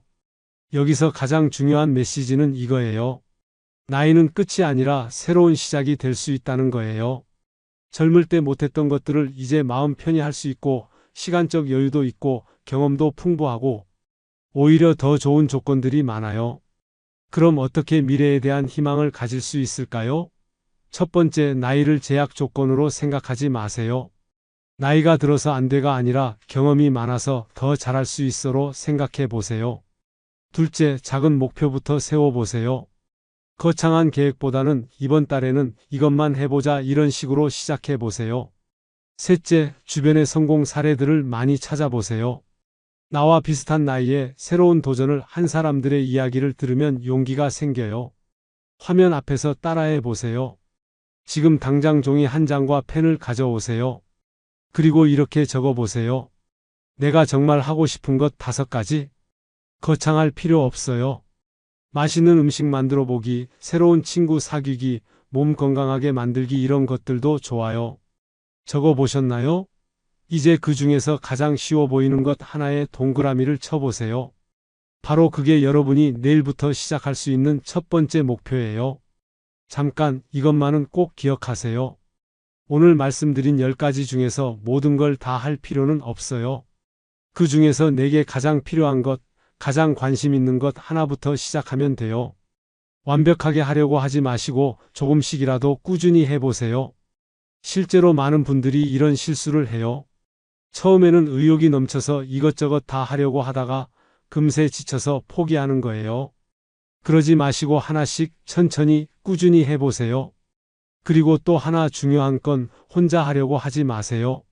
가족이든 친구든 이웃이든 누군가와 함께하면 더 쉽고 더 재미있어요. 나 이거 해보려고 하는데 같이 할래? 이렇게 물어보세요. 의외로 함께하고 싶어 하는 사람들이 많을 거예요. 또 실패를 두려워하지 마세요. 우리 나이에는 실패해도 크게 잃을 게 없어요. 오히려 새로운 경험을 하는 것 자체가 의미 있는 일이에요. 젊은 사람들은 실패하면 큰일 나지만 우리는 한번 해봤다 이런 마음으로 편하게 접근할 수 있잖아요. 마지막으로 자신을 너무 과소평가하지 마세요. 여러분은 수십 년을 살아오면서 정말 많은 경험을 쌓으셨어요. 그 경험들이 바로 여러분만의 자산이에요. 젊은 사람들이 갖지 못한 지혜, 인내심, 포용력, 이런 것들이 있으시거든요. 그리고 시간이 많다는 것도 큰 장점이에요. 직장 다닐 때는 시간에 쫓겨서 제대로 못했던 것들을 이제는 충분히 음미하면서 할 수 있어요. 책도 천천히 읽고 음악도 여유롭게 듣고 사람들과도 깊이 있는 대화를 나눌 수 있고, 오늘 1시간 동안 노년에 진짜 믿을 수 있는 것들에 대해 말씀드렸습니다. 첫 번째는 내 몸을 아는 능력, 두 번째는 평생 쌓은 경험과 기술, 세 번째는 새로운 인간관계, 네 번째는 나이가 주는 지혜, 다섯 번째는 끊임없는 자기개발, 여섯 번째는 진심으로 즐길 수 있는 취미, 일곱 번째는 꾸준한 생활 습관, 여덟 번째는 사회에 기여하는 능력, 아홉 번째는 마음의 평화를 지키는 힘, 그리고 열 번째는 미래에 대한 희망이었습니다.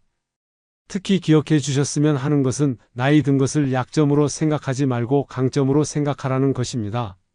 젊은 사람들이 갖지 못한 경험, 지혜, 여유로움이 바로 우리만의 무기거든요. 그리고 혼자 하려고 하지 마시고 주변 사람들과 함께 하세요. 완벽하게 하려고 하지 마시고 조금씩이라도 꾸준히 해보세요. 여러분의 노후가 더욱 풍요롭고 행복하기를 진심으로 바랍니다. 구독과 좋아요로 응원해 주시고 다음에도 여러분께 도움이 되는 유익한 내용으로 찾아뵙겠습니다. 오늘도 건강하고 행복한 하루 보내세요. 감사합니다.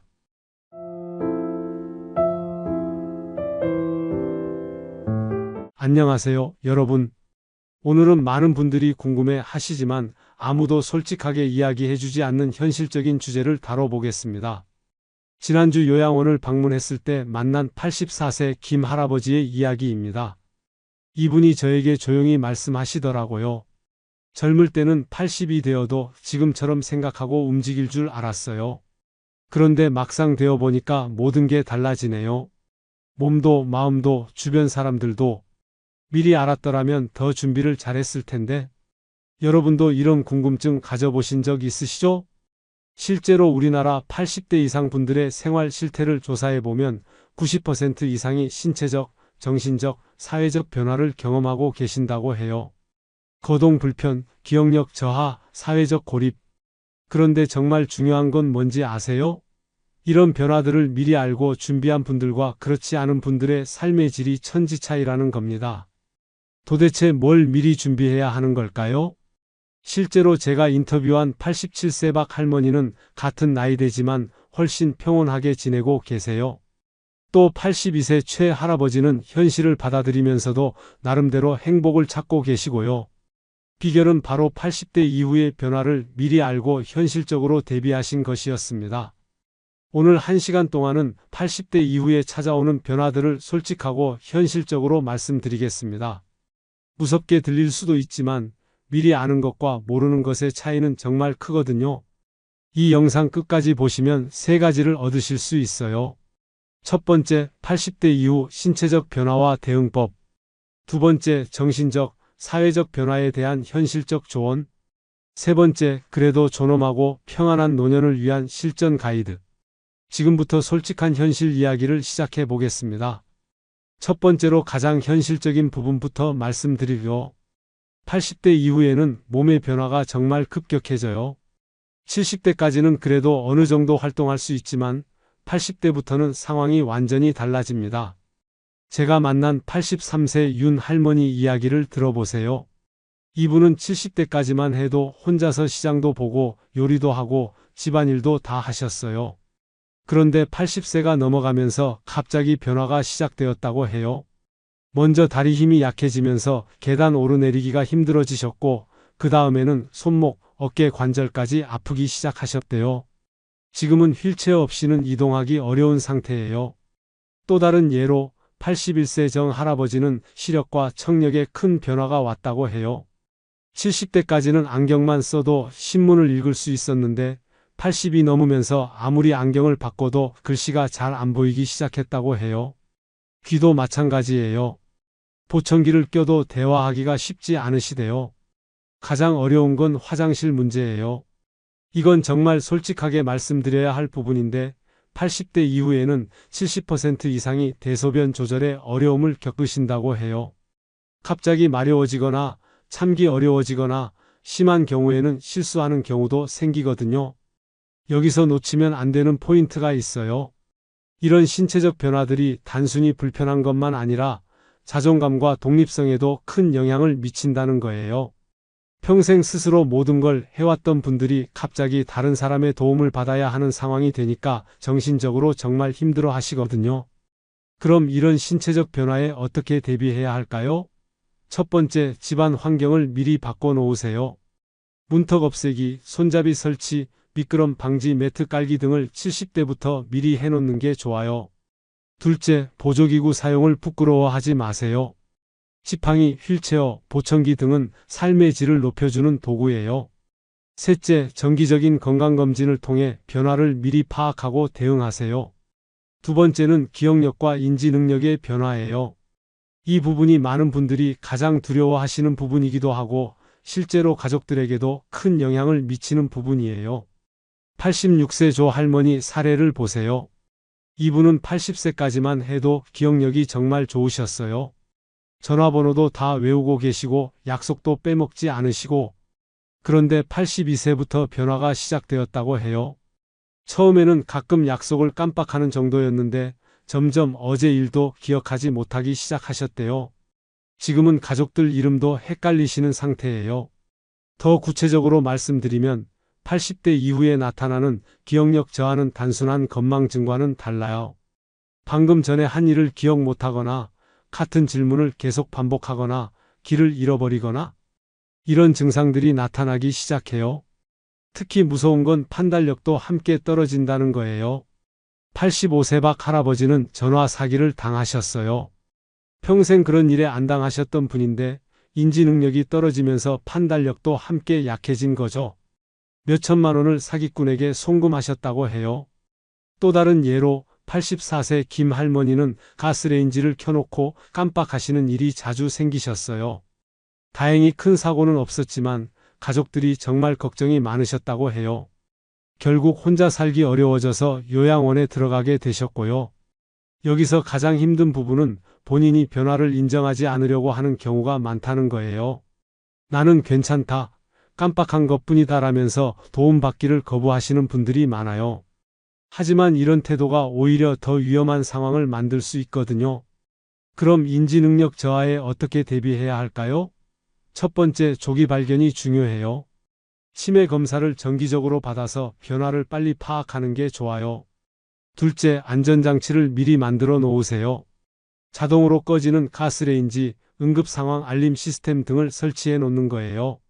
셋째, 가족들과 미리 상의해 놓으세요. 어떤 상황이 되면 도움을 받을지 미리 정해 놓는 게 좋아요. 세 번째는 사회적 관계의 급격한 변화예요. 80대가 되면 주변 사람들이 하나둘씩 떠나가기 시작해요. 이게 정말 현실적으로 가장 슬픈 부분이기도 해요. 제가 인터뷰한 88세 이 할아버지 이야기를 들어보세요. 이분 말씀이 친구들이 하나씩 세상을 떠나가요. 작년에만 3명이 돌아가셨어요. 장례식 가는 게 가장 많은 외출이 된 것 같아요 라고 하시더라고요. 평생 함께했던 친구들, 동료들이 점점 줄어들면서 외로움이 이만저만이 아니라고 해요. 또 다른 현실은 자녀들과의 관계 변화예요. 82세 최 할머니는 이렇게 말씀하시더라고요. 자식들이 나를 부담스러워하는 게 느껴져요. 전화해도 바쁘다고 하고 만나자고 해도 핑계를 대고 예전처럼 반겨주지 않아요. 자녀들 입장에서도 자신의 삶이 있고 바쁘겠지만 부모님 입장에서는 정말 외로우실 거예요. 더 현실적인 문제는 경제적 의존도가 높아진다는 거예요. 80대가 되면 대부분 연금만으로 생활하게 되는데 의료비 지출이 급격히 늘어나면서 경제적 어려움을 겪게 되는 경우가 많아요. 87세 정 할아버지는 한 달 병원비만 100만 원이 넘는다고 하시더라고요. 가장 어려운 건 사회적 역할의 상실이에요. 평생 누군가의 아버지, 어머니, 할아버지, 할머니로 살아왔는데 80대가 되면서 그런 역할들도 점점 줄어들어요. 손자, 손녀들도 커서 할머니, 할아버지가 필요 없어지고 가족 내에서도 의견을 물어보지 않게 되고 이런 사회적 고립은 우울증으로 이어지는 경우가 많아요. 실제로 80대 이상 분들 중에 40% 이상이 우울증 증상을 보인다는 연구 결과도 있어요. 그럼 사회적 관계 변화에 어떻게 대응해야 할까요? 첫 번째, 새로운 관계를 만드는 것보다는 기존 관계를 소중히 하세요. 남아있는 친구들, 가족들과의 시간을 더 의미 있게 보내는 거예요. 둘째, 역할의 변화를 받아들이세요. 주도하는 역할에서 지켜보는 역할로 바뀔 수 있어요. 셋째, 도움을 요청하는 걸 부끄러워하지 마세요. 혼자 견디려고 하지 말고 필요할 때는 도움을 구하세요. 지금부터 더 중요한 이야기를 해드리려. 네 번째는 바로 일상생활의 급격한 변화예요. 80대가 되면 지금까지 당연하게 해왔던 일들이 갑자기 어려워집니다. 89세 한 할머니의 하루 일과를 들어보세요.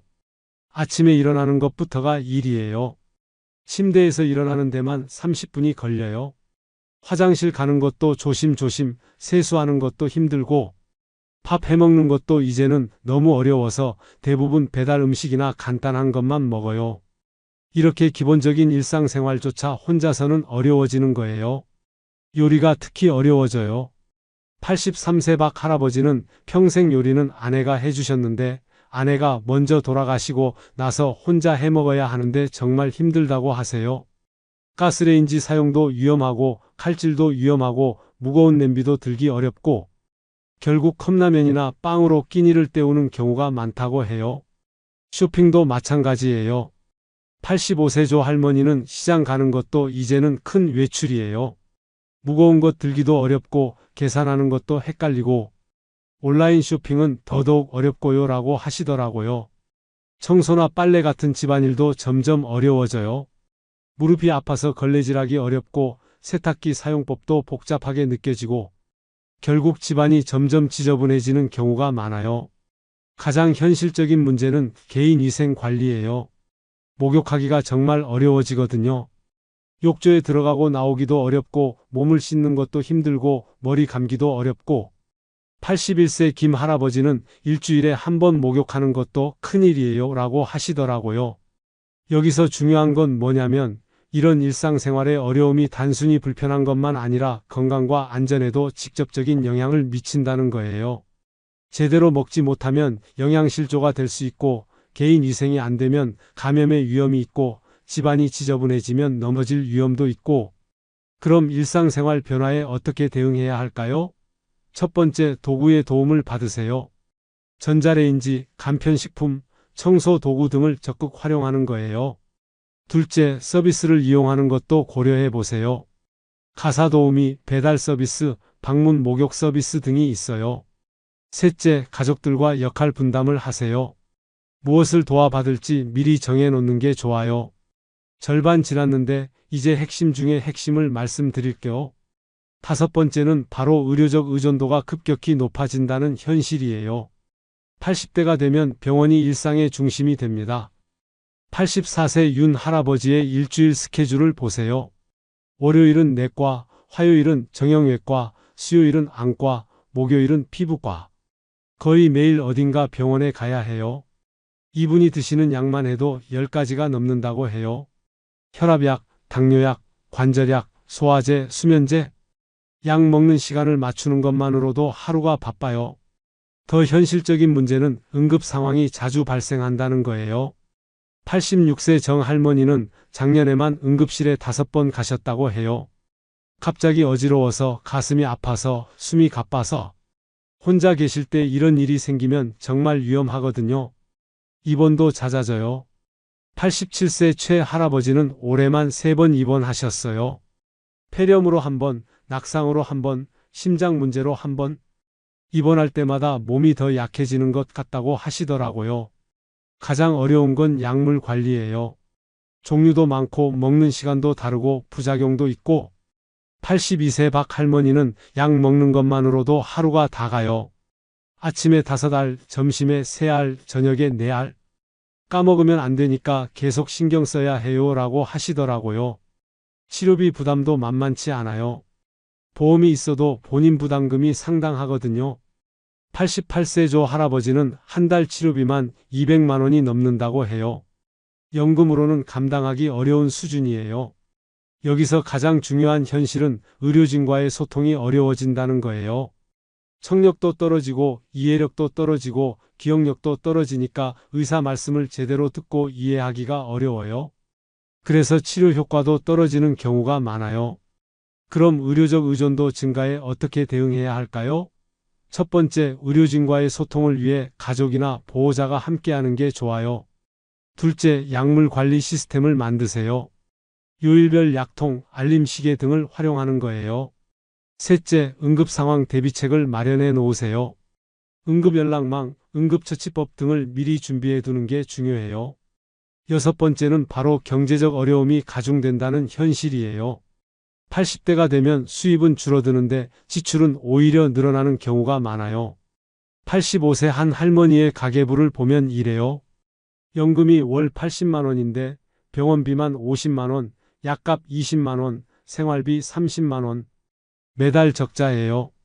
적금을 깨서 쓰고 있는데 언제까지 버틸 수 있을지 모르겠어요. 이런 상황이 정말 많아요. 특히 의료비 지출이 급격히 늘어나요. 젊을 때는 한 달에 병원비가 몇만 원 수준이었는데 80대가 되면 몇십만 원씩 나가는 경우가 부지기수예요. 보험이 적용되지 않는 항목들도 많고 간병비, 교통비까지 합치면 정말 부담이 큽니다. 요양원 비용도 만만치 않아요. 87세 박 할아버지는 요양원에 들어가시는데 한 달 비용이 150만 원이라고 해요. 연금만으로는 감당하기 어려워서 자녀들이 보태주고 있다고 하시더라고요. 생활비도 의외로 많이 들어요. 혼자서 해결하기 어려우니까 배달음식, 가사도우미, 각종 서비스를 이용해야 하는데 이런 것들이 다 돈이거든요. 83세 조 할머니는 젊을 때는 직접 다 했는데 이제는 뭐든지 돈 주고 시켜야 해요 라고 하시더라고요. 가장 현실적인 문제는 자녀들에게 경제적으로 의존하게 된다는 거예요. 평생 자녀들을 키우고 뒷바라지했던 분들이 이제는 반대로 도움을 받아야 하는 상황이 되니까 정말 마음이 복잡하시더라고요. 그럼 경제적 어려움에 어떻게 대응해야 할까요? 첫 번째, 70대부터 미리 경제 계획을 세우세요. 80대 이후 예상 지출을 미리 계산해 보는 거예요. 둘째, 정부 지원 제도를 적극 활용하세요. 노인장기요양보험, 의료비 지원 등 받을 수 있는 혜택들을 알아보세요. 셋째, 자녀들과 미리 상의해 놓으세요. 언제부터 얼마나 도움받을지 미리 계획을 세워두는 게 좋아요. 일곱 번째는 바로 정신적, 정서적 변화예요. 80대가 되면 몸의 변화와 함께 마음의 변화도 따라와요. 이 부분이 사실 가장 어려운 부분이기도 해요. 제가 상담한 86세 이 할머니 이야기를 들어보세요. 요즘은 매일 우울해요. 할 수 있는 게 아무것도 없고 누구에게도 필요 없는 사람이 된 것 같아요. 차라리 빨리 죽었으면 좋겠다는 생각도 들어요. 이런 말씀을 하시는 분들이 정말 많아요. 특히 무력감이 심해져요. 89세 박 할아버지는 젊을 때는 내가 뭐든지 할 수 있다고 생각했는데 이제는 화장실 가는 것도 누군가 도와줘야 해요. 이렇게 무능해진 나를 보면 정말 한심해요 라고 하시더라고요. 죽음에 대한 두려움도 커져요. 주변 사람들이 하나둘 세상을 떠나고 자신도 언제 어떻게 될지 모르니까 불안감이 이만저만이 아니에요. 84세 최 할머니는 밤에 잠들 때마다 내일 아침에 깰 수 있을까 하는 생각이 들어요 라고 하시더라고요. 기억력이 떨어지는 것에 대한 두려움도 있어요. 87세 정 할아버지는 깜빡하는 일이 많아지니까 치매가 오는 건 아닌지 계속 걱정돼요. 가족들 이름도 헷갈릴 때가 있어서 정말 무서워요 라고 하시더라고요. 가장 슬픈 건 존재감의 상실이에요. 평생 누군가에게 필요한 사람으로 살았는데 80대가 되면서 점점 짐이 되는 존재로 느껴진다는 거예요. 85세 한 할아버지는 자식들이 나를 부담스러워하는 게 느껴져요. 차라리 내가 없어졌으면 좋겠다고 생각해요 라고 하시더라고요. 이런 정서적 변화는 신체 건강에도 영향을 미쳐요. 우울하면 식욕도 떨어지고 잠도 안 오고 면역력도 떨어져서 더 자주 아프게 되는 거죠. 그럼 정신적, 정서적 변화에 어떻게 대응해야 할까요? 첫 번째, 변화를 자연스러운 것으로 받아들이세요. 나이가 들면서 오는 변화를 부정하지 말고 인정하는 거예요. 둘째, 작은 것에서라도 보람을 찾으세요. 손자에게 옛날 이야기 해주기, 화초 기르기 등 할 수 있는 것들을 찾아보세요. 셋째, 전문적인 도움을 받는 것도 고려해 보세요. 우울증이나 불안장애는 치료할 수 있는 질병이에요. 여기서 잠깐 이것만은 꼭 기억하세요. 지금까지 말씀드린 것들이 무섭게 들릴 수도 있지만 미리 아는 것과 모르는 것의 차이는 정말 커요. 준비된 상태에서 맞이하는 변화와 준비 없이 맞이하는 변화는 전혀 다르거든요. 여덟 번째는 바로 가족관계의 근본적 변화예요. 80대가 여덟 번째는 바로 가족관계의 근본적 변화예요. 80대가 되면 지금까지의 가족 내 역할이 완전히 뒤바뀝니다. 제가 만난 83세 김 할머니의 현실적인 이야기를 들어보세요. 평생 집안의 중심이었어요.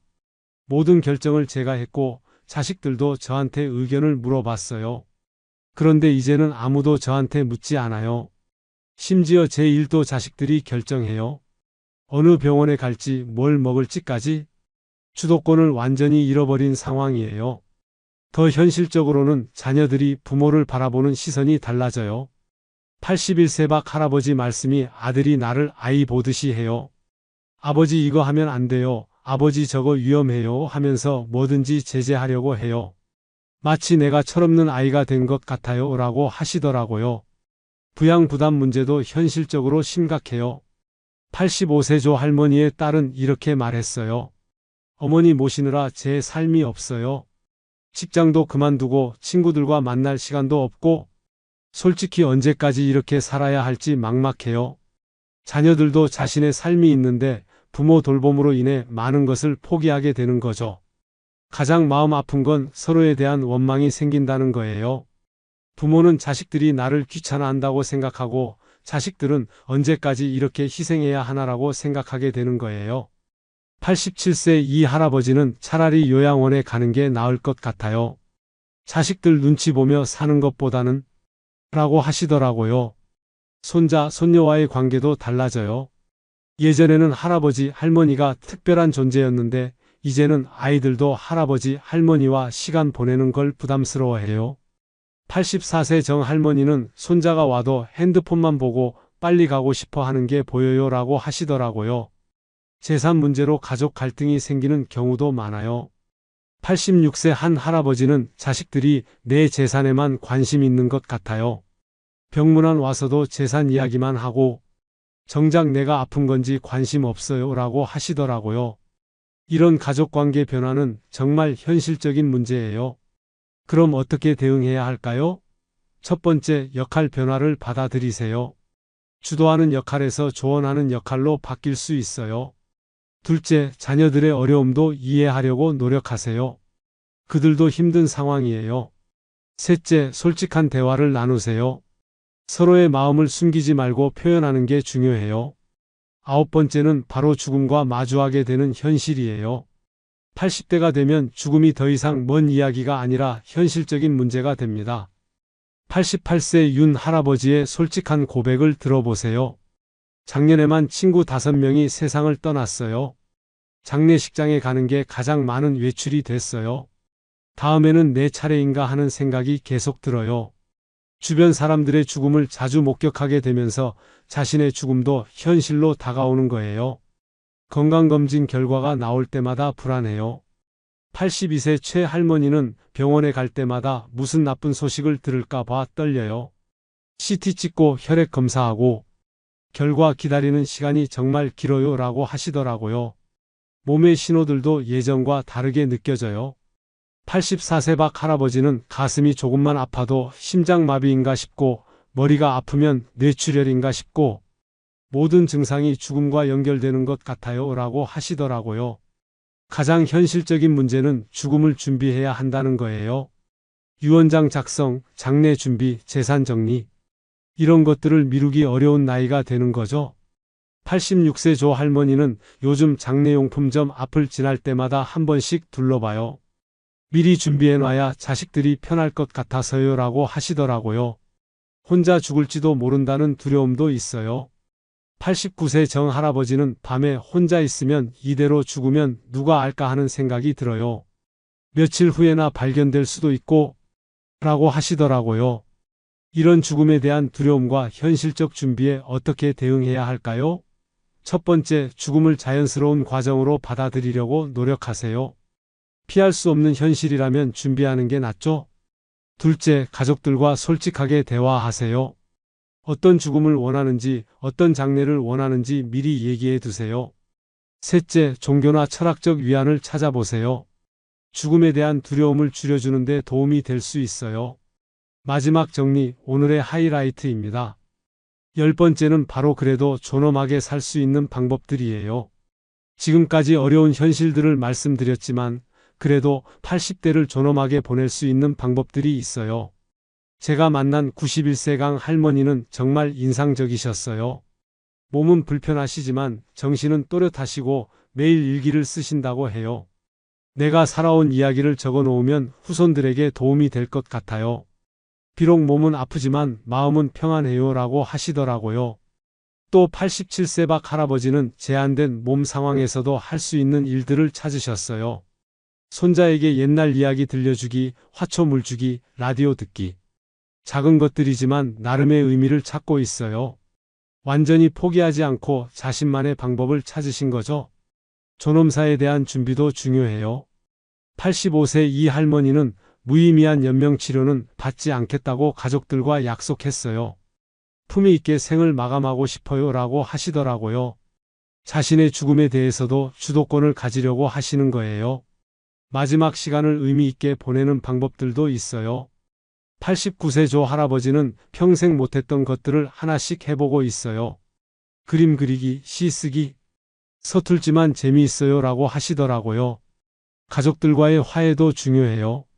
83세 한 할머니는 그동안 서운했던 것들을 다 내려놓기로 했어요. 남은 시간이 얼마 없는데 원망하며 살기 싫어요 라고 하시더라고요. 봉사활동이나 나눔도 할 수 있어요. 86세 정 할아버지는 몸이 불편하시지만 전화로 다른 독거노인들과 안부를 주고받는 일을 하고 계세요. 나보다 더 외로운 분들이 많아요. 전화 한 통이라도 위안이 되는 것 같아요 라고 하시더라고요. 그럼 80대를 존엄하게 보내려면 어떻게 해야 할까요? 첫 번째, 작은 것에서라도 의미를 찾으세요. 완전히 포기하지 말고 할 수 있는 것들을 찾아보세요. 둘째, 과거에 매달리지 말고 현재에 집중하세요. 지금 이 순간이 가장 중요해요. 셋째, 가족들과 솔직하게 소통하세요. 원망보다는 이해와 용서가 더 평안을 가져다줘요. 화면 앞에서 따라해 보세요. 지금 당장 종이 한 장과 펜을 가져오세요. 그리고 이렇게 적어보세요. 80대가 되기 전에 준비하고 싶은 것 5가지. 건강관리, 경제준비, 가족관계, 주거환경, 마음의 준비. 뭐든 좋아요. 적어보셨나요? 이제 그 중에서 가장 시급한 것 하나에 동그라미를 쳐보세요. 바로 그게 지금부터 준비해야 할 첫 번째 과제예요. 잠깐 이것만은 꼭 기억하세요. 오늘 말씀드린 현실들이 무섭게 들릴 수도 있지만 이것이 피할 수 없는 우리 모두의 미래라는 점입니다. 하지만 미리 알고 준비하면 훨씬 나은 80대를 보낼 수 있어요. 가장 중요한 건 혼자 준비하려고 하지 마세요. 가족들과 함께 계획을 세우고 필요하면 전문가의 도움도 받으세요. 사회복지사, 간병인, 의료진, 도움받는 걸 부끄러워하지 마세요. 그리고 너무 미래만 걱정하지 마시고 현재를 소중히 하세요. 지금 건강할 때, 지금 가족들과 함께 할 수 있을 때 그 시간들을 더 의미 있게 보내세요. 마지막으로 80대도 인생의 한 과정이라는 걸 받아들이세요. 어려운 시기이긴 하지만 그 안에서도 나름의 의미와 행복을 찾을 수 있어요. 포기하지 말고 끝까지 존엄하게 살 수 있는 방법을 찾아보세요. 오늘 1시간 동안 80대 이후의 현실적인 변화들에 대해 말씀드렸습니다. 신체적 변화, 인지능력 저하, 사회적 고립, 일상생활의 어려움, 의료 의존도 증가, 경제적 부담, 정서적 변화, 가족관계 변화, 죽음과의 마주함, 그리고 그래도 존엄하게 사는 방법까지 다뤘습니다. 특히 기억해 주셨으면 하는 것은 이런 변화들을 미리 알고 준비하는 것과 모르고 당하는 것의 차이는 정말 크다는 점입니다.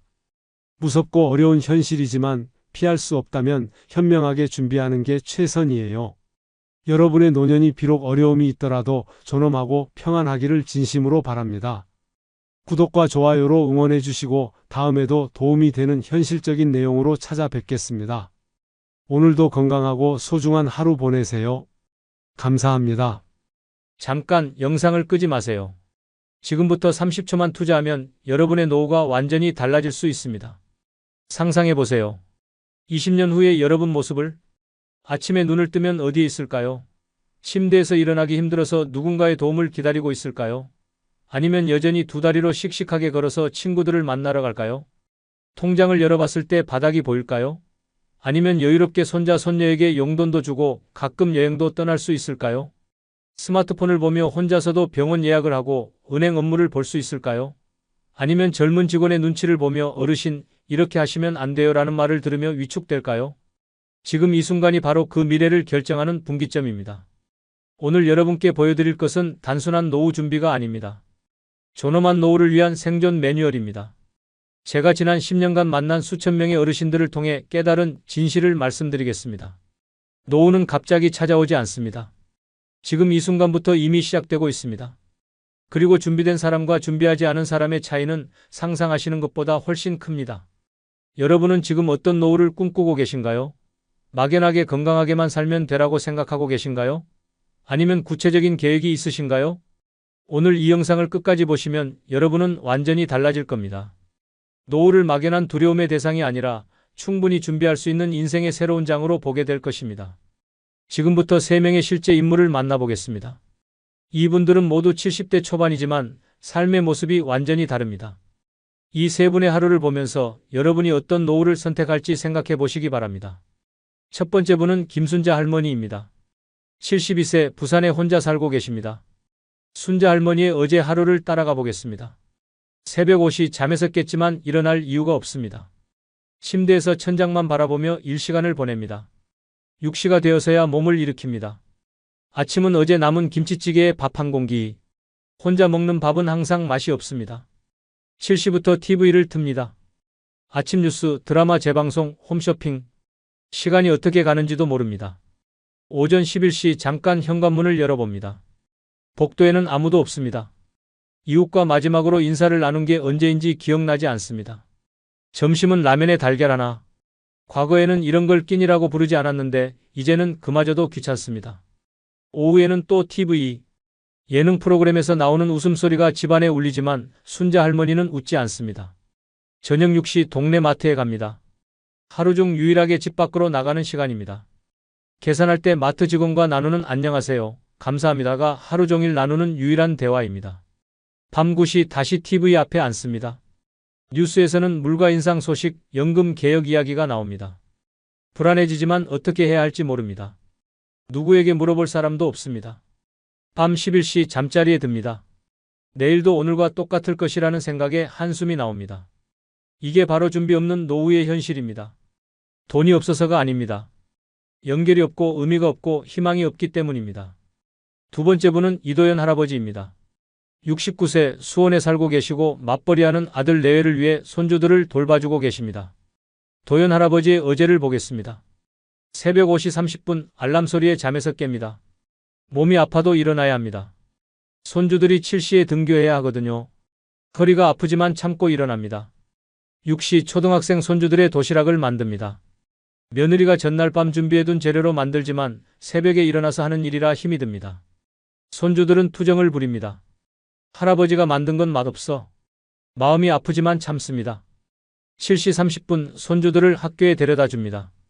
20분 걸어가야 하는데 무릎이 아파서 중간에 2번 쉬어야 합니다. 다른 할아버지 할머니들과 마주치지만 인사만 하고 지나칩니다. 대화할 시간도 여유도 없습니다. 오전 9시 집으로 돌아와서 설거지와 청소를 합니다. 젊은 시절에는 하지 않던 집안일이지만 며느리를 도와야 한다는 생각에 합니다. 하지만 허리와 무릎이 점점 더 아파집니다. 오전 11시 잠깐 쉬려고 소파에 앉습니다. 병원에 가고 싶지만 손주들 학교 시간에 맞춰야 해서 갈 수 없습니다. 친구들과 만날 약속도 모두 취소했습니다. 손주들 때문에 바쁘다는 핑계로 말이죠. 오후 2시 손주들이 하교합니다. 학원에 데려다주고 간식을 챙겨주고 숙제를 도와줍니다. 요즘 초등학생 공부는 너무 어려워서 잘 모르겠지만 그래도 옆에 앉아 있어 줍니다. 저녁 7시 아들 내외가 퇴근합니다. 가족 모두 함께 저녁을 먹지만 도연 할아버지는 피곤해서 말이 없습니다. 며느리가 아버지 많이 힘드시죠? 라고 물어봅니다. 아니야, 괜찮다라고 대답하지만 정말로는 매우 힘듭니다. 밤 10시 방으로 들어갑니다.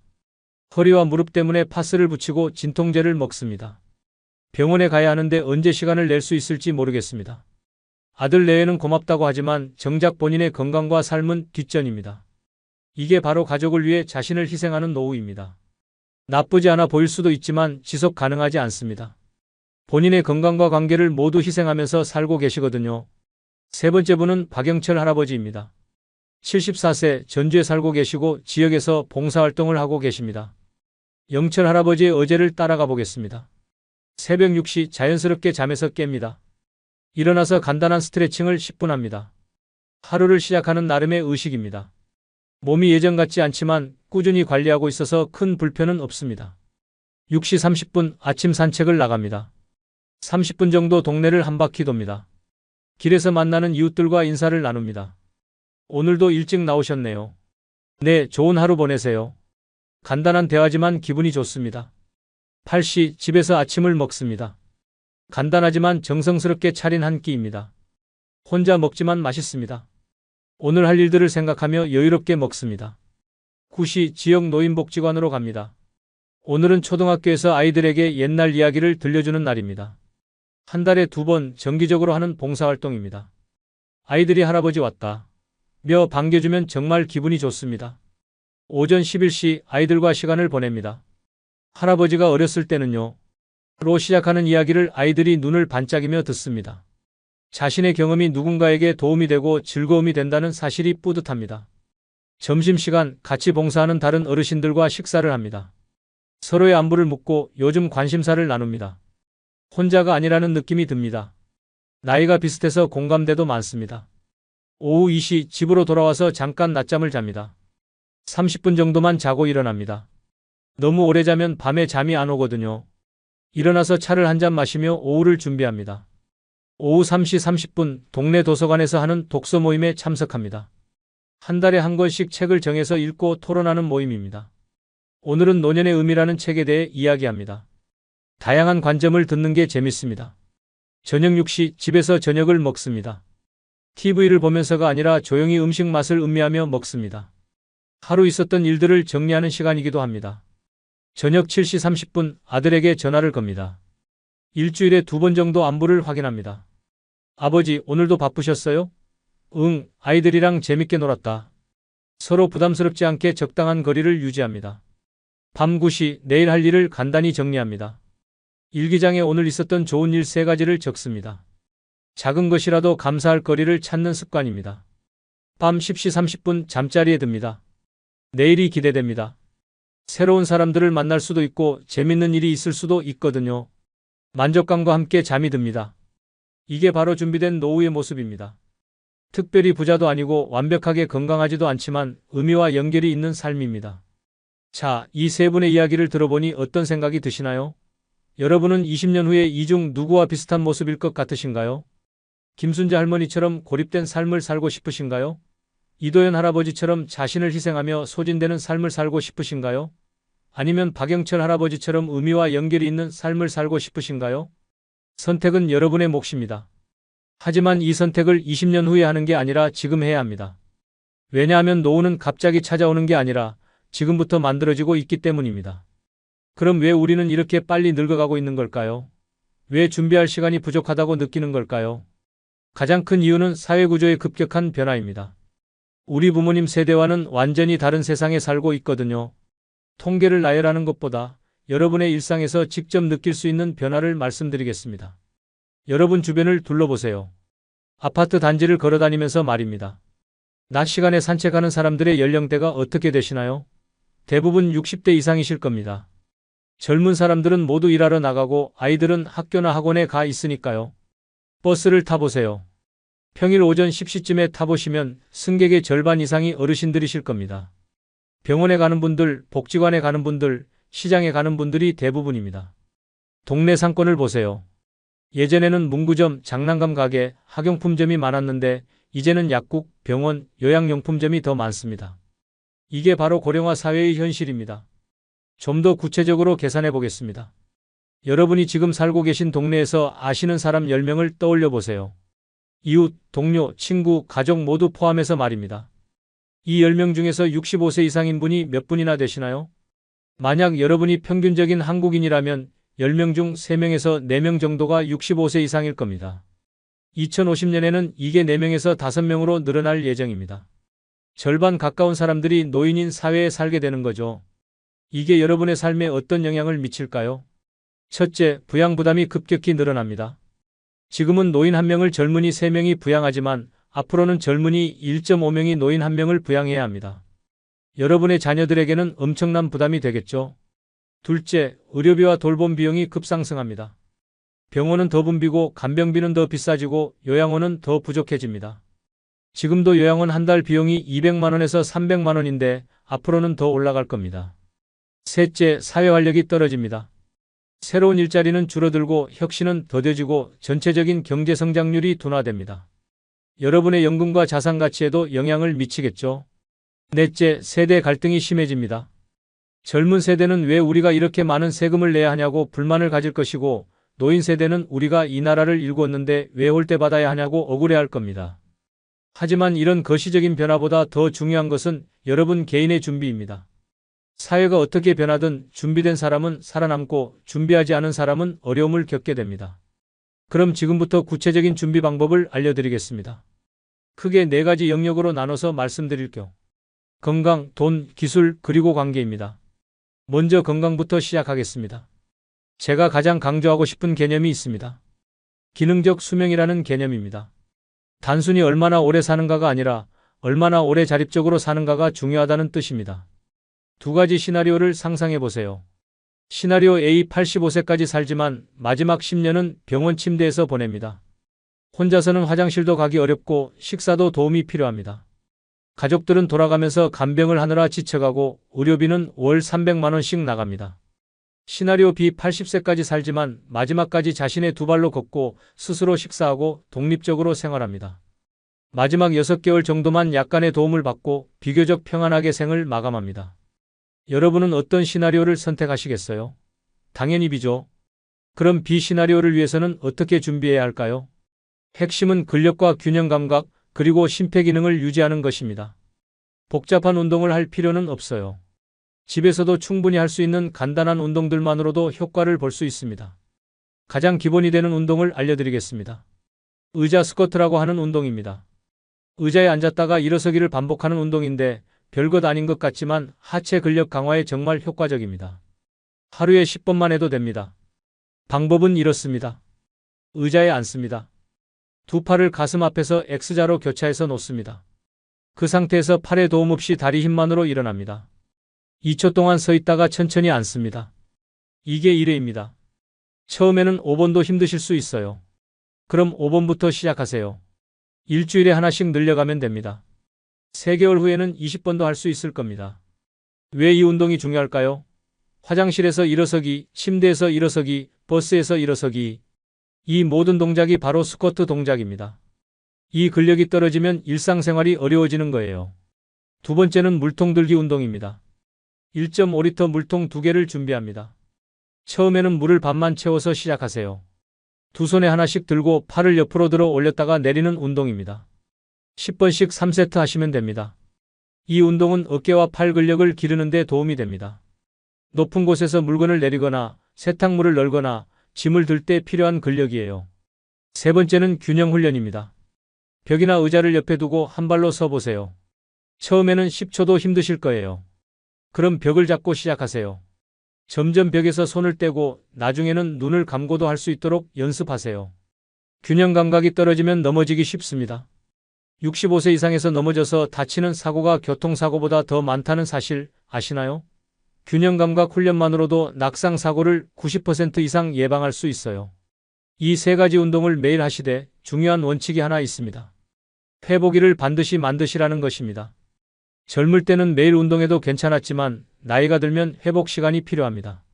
이틀 운동하고 하루 쉬거나 사흘 운동하고 하루 쉬는 패턴을 추천합니다. 그리고 아픈 곳이 있으면 무리하지 마세요. 무릎이 아프면 물속에서 걷기를 하시고 허리가 아프면 누워서 하는 운동을 하세요. 자신의 몸 상태에 맞게 조절하는 것이 중요합니다. 운동만큼 중요한 것이 정기검진입니다. 1년에 한 번은 종합검진을 받으시고 6개월에 한 번은 기본적인 혈압, 혈당, 콜레스테롤 검사를 받으세요. 조기에 발견하면 치료할 수 있는 질병들이 많습니다. 치아 관리도 중요합니다. 6개월에 한 번은 치과에 가서 스케일링을 받으시고 충치나 잇몸 질환이 있으면 빨리 치료하세요. 나이 들어서 치아를 잃으면 영양 상태가 나빠지고 전체적인 건강에 악영향을 미칩니다. 두 번째 준비 영역은 돈입니다. 노후 자금 계획을 세울 때 가장 많이 하는 실수가 무엇인지 아세요? 막연하게 많이 모아야지라고 생각하는 것입니다. 구체적인 목표와 계획 없이는 준비가 어렵습니다. 제가 실제 상담한 사례를 들려드리겠습니다. 66세 정미라 할머니의 가계부입니다. 정할머니의 월 지출 내역을 보면 이렇습니다. 생활비 120만 원. 여기에는 식비, 공과금, 교통비 등이 포함됩니다. 의료비 50만 원.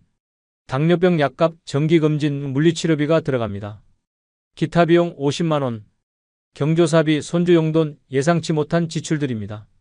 총 220만 원이 매달 나갑니다. 그런데 수입은 어떨까요? 국민연금 80만 원, 기초연금 30만 원, 개인연금 30만 원, 총 140만 원입니다. 220만 원 나가고 140만 원 들어오니까 매달 80만 원이 부족합니다. 1년이면 960만 원, 10년이면 9,600만 원이 부족한 거예요. 이게 바로 현실입니다. 정할머니처럼 부족분이 생기는 경우 어떻게 해결해야 할까요? 크게 3가지 방법이 있습니다. 첫째, 지출을 줄이는 것입니다. 하지만 이미 최소한의 생활비만 쓰고 계신 분들에게는 쉽지 않아요. 둘째, 수입을 늘리는 것입니다. 아르바이트를 하거나 작은 사업을 시작할 수 있지만 건강과 체력에 한계가 있습니다. 셋째, 미리 준비한 자금을 사용하는 것입니다. 이게 가장 현실적인 방법이에요. 그럼 얼마나 준비해야 할까요? 저는 3개 주머니 전략을 추천합니다. 첫 번째 주머니는 단기 자금입니다. 1년에서 3년간 사용할 돈으로 생활비 부족분과 응급 상황에 대비하는 자금입니다. 정할머니의 경우라면 80만 원 곱하기 36개월 약 3천만 원 정도가 필요합니다. 이 돈은 언제든지 찾을 수 있는 곳에 보관해야 합니다. 은행 예금이나 CMA 같은 상품이 적합해요. 수익률은 낮더라도 안전성과 유동성이 중요합니다. 두 번째 주머니는 중기자금입니다. 3년에서 10년간 사용할 돈으로 큰 의료비나 주택 수리비, 요양비 등에 대비하는 자금입니다. 대략 5천만 원에서 1억 원 정도 준비하시면 됩니다. 이 돈은 적당한 수익률과 안전성을 동시에 추구해야 합니다. 국채, 회사채, 혼합형 펀드 같은 상품들이 적합해요. 인플레이션을 고려해서 실질 구매력을 유지할 수 있는 수준의 수익률은 얻어야 합니다. 세 번째 주머니는 장기자금입니다. 10년 후부터 사용할 돈으로 나중에 거동이 불편해질 때를 대비하는 자금입니다. 5천만 원에서 1억 원 정도 준비하시되 이 돈은 당분간 사용하지 않을 예정이니까 좀 더 공격적으로 투자할 수 있습니다. 주식, 부동산, 해외 투자 같은 상품들을 고려해 볼 수 있어요. 다만 위험도가 높으니까 전체 자산의 30%를 넘지 않는 선에서 하시기 바랍니다. 이렇게 계산하면 총 1억 3천만 원에서 2억 3천만 원 정도가 필요합니다. 큰 금액처럼 보이지만 미리 계획하고 준비하면 충분히 모을 수 있는 금액이에요. 예를 들어서 50세부터 준비를 시작한다고 해보겠습니다. 15년 동안 매달 100만 원씩 저축하면 1,800만 원이 됩니다. 여기에 연 3%의 이자가 붙는다면 약 2,200만 원이 모입니다. 15년간 총 3억 3천만 원이 모이는 거죠. 매달 100만 원을 어떻게 모으냐고 하실 수도 있는데 방법은 있습니다. 첫째, 주택담보대출을 빨리 상환하세요. 대출 이자만 월 50만 원에서 100만 원 나가는 분들이 많은데 이걸 일찍 정리하면 그 돈을 저축할 수 있습니다. 둘째, 자녀 교육비와 결혼비용을 현실적으로 계획하세요. 무작정 많이 줄 것이 아니라 본인의 노후 자금과 균형을 맞춰야 합니다. 셋째, 생활비를 점검해 보세요. 꼭 필요하지 않은 지출들이 의외로 많습니다. 월 10만 원만 줄여도 1년에 120만 원, 15년이면 1,800만 원입니다. 넷째, 부업이나 재테크를 고려해 보세요. 용돈 관리, 쇼핑몰 운영, 투자 수익 등으로 월 20만 원에서 30만 원 정도는 추가 수입을 만들 수 있습니다. 여기서 중요한 것은 절대로 고위험 투자에 올인하지 말라는 것입니다. 한 방에 큰 돈을 벌어서 노후를 준비하겠다는 생각은 위험합니다. 원금을 잃으면 다시 벌 시간이 부족하거든요. 안전하고 꾸준한 방법이 최선입니다. 은행 적금, 연금저축, 주택연금, 개인연금 같은 안정적인 상품들을 기본으로 하시고 여유자금으로만 조금씩 투자하세요. 그리고 반드시 전문가와 상담하시기 바랍니다. 은행이나 증권회사, 보험회사에서 무료 상담을 해주니까 본인의 상황에 맞는 구체적인 계획을 세우세요. 세 번째 준비 영역은 기술입니다. 디지털 문명이 노후에 얼마나 큰 손실을 가져오는지 실제 사례를 들려드리겠습니다. 75세 이병수 할아버지의 이야기입니다. 병수 할아버지는 은행에서 송금을 하려고 하셨어요. 그런데 창구 직원이 인터넷 뱅킹으로 하시면 수수료가 무료예요라고 안내해드렸습니다. 하지만 할아버지는 인터넷 뱅킹을 모르셔서 창구에서 하셨어요. 수수료 3,000원을 내셨습니다. 한 달에 10번 송금하신다면 3만원, 1년이면 36만원의 수수료를 더 내시는 거예요. 10년이면 360만원입니다. 인터넷 뱅킹을 모른다는 이유로 360만원을 더 내시는 거죠. 병원 예약도 마찬가지입니다. 전화로 예약하면 대기 시간이 길고 원하는 시간에 예약하기 어려워요. 하지만 병원 앱을 사용하면 24시간 언제든지 예약할 수 있고 대기번호도 확인할 수 있습니다. 택시도 그렇습니다. 길에서 택시를 잡으면 언제 올지 모르고 바가지 요금을 당할 수도 있어요. 하지만 카카오 택시나 타다 같은 앱을 쓰면 정확한 요금을 미리 알 수 있고 기사님의 위치도 실시간으로 확인할 수 있습니다. 이런 작은 것들이 누적되면 엄청난 차이가 됩니다. 디지털을 잘 사용하는 노인과 그렇지 않은 노인 사이에는 생활의 질에서 큰 격차가 생기는 거예요. 그럼 어떤 기술들을 꼭 배워야 할까요? 필수 4가지를 말씀드리겠습니다. 첫 번째는 모바일 송금입니다. 토스, 카카오페이, 페이코 같은 앱을 하나 정도는 사용할 수 있어야 해요. 자녀들에게 용돈을 보내거나 온라인 쇼핑을 할 때, 택시비를 낼 때 필요합니다. 처음에는 복잡해 보이지만 한번 배워두면 매우 편리해요. 은행에 가지 않고도 24시간 언제든지 송금할 수 있거든요. 두 번째는 온라인 예약입니다. 병원, 미용실, 식당, 영화관 예약을 온라인으로 할 수 있어야 해요. 전화보다 훨씬 빠르고 정확합니다. 네이버 예약, 병원 홈페이지, 영화관 앱 등을 사용해 보세요. 처음에는 자녀들의 도움을 받아서라도 익혀두시면 좋겠어요.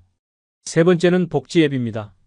정부에서 제공하는 각종 복지 혜택을 신청할 때 온라인이 훨씬 빠르고 편해요. 기초연금, 노인장기요양보험, 각종 바우처 서비스 등을 신청할 수 있습니다. 복지로 앱, 국민연금 앱, 건강보험 앱 등을 설치해서 사용해 보세요. 직접 기관에 가지 않고도 많은 일을 처리할 수 있어요. 네 번째는 영상통화입니다. 자녀, 손자, 손녀와 소통할 때 음성통화보다는 영상통화가 훨씬 좋아요. 서로의 얼굴을 보면서 이야기하면 외로움도 덜하고 관계도 더 가까워집니다. 카카오톡 영상통화, 줌, 구글 미트 등을 사용할 수 있으면 좋겠어요. 코로나19 때 많은 분들이 화상회의를 배우셨듯이 꼭 필요한 기술입니다. 이런 기술들을 어떻게 배울 수 있을까요? 가장 좋은 방법은 시니어 디지털 교육을 받는 것입니다. 각 지역 주민센터나 노인복지관에서 무료로 스마트폰 교육을 해줘요. 같은 또래끼리 배우니까 부담도 적고 천천히 배울 수 있습니다. 실제로 제가 방문한 서울 강남구의 한 노인복지관 교육 현장을 소개해드리겠습니다. 70세 전후의 어르신 15명이 강의실에 모여 앉아 계셨어요.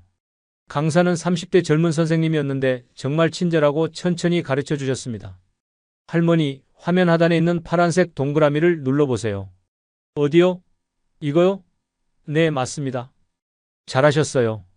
이런 식으로 한 사람 한 사람 확인해 가면서 가르쳐 주시더라고요. 어르신들도 처음에는 어색해 하셨지만 점점 익숙해지시면서 즐거워하셨어요. 특히 인상 깊었던 것은 72세 김말순 할머니의 변화였습니다. 처음에는 나는 기계치라서 안 되라고 포기하시려던 분이었는데 3개월 후에는 손자에게 카카오톡으로 사진을 보내시더라고요. 손자가 할머니 대박이라고 답장을 보내더라고요. 그때 정말 뿌듯했어요.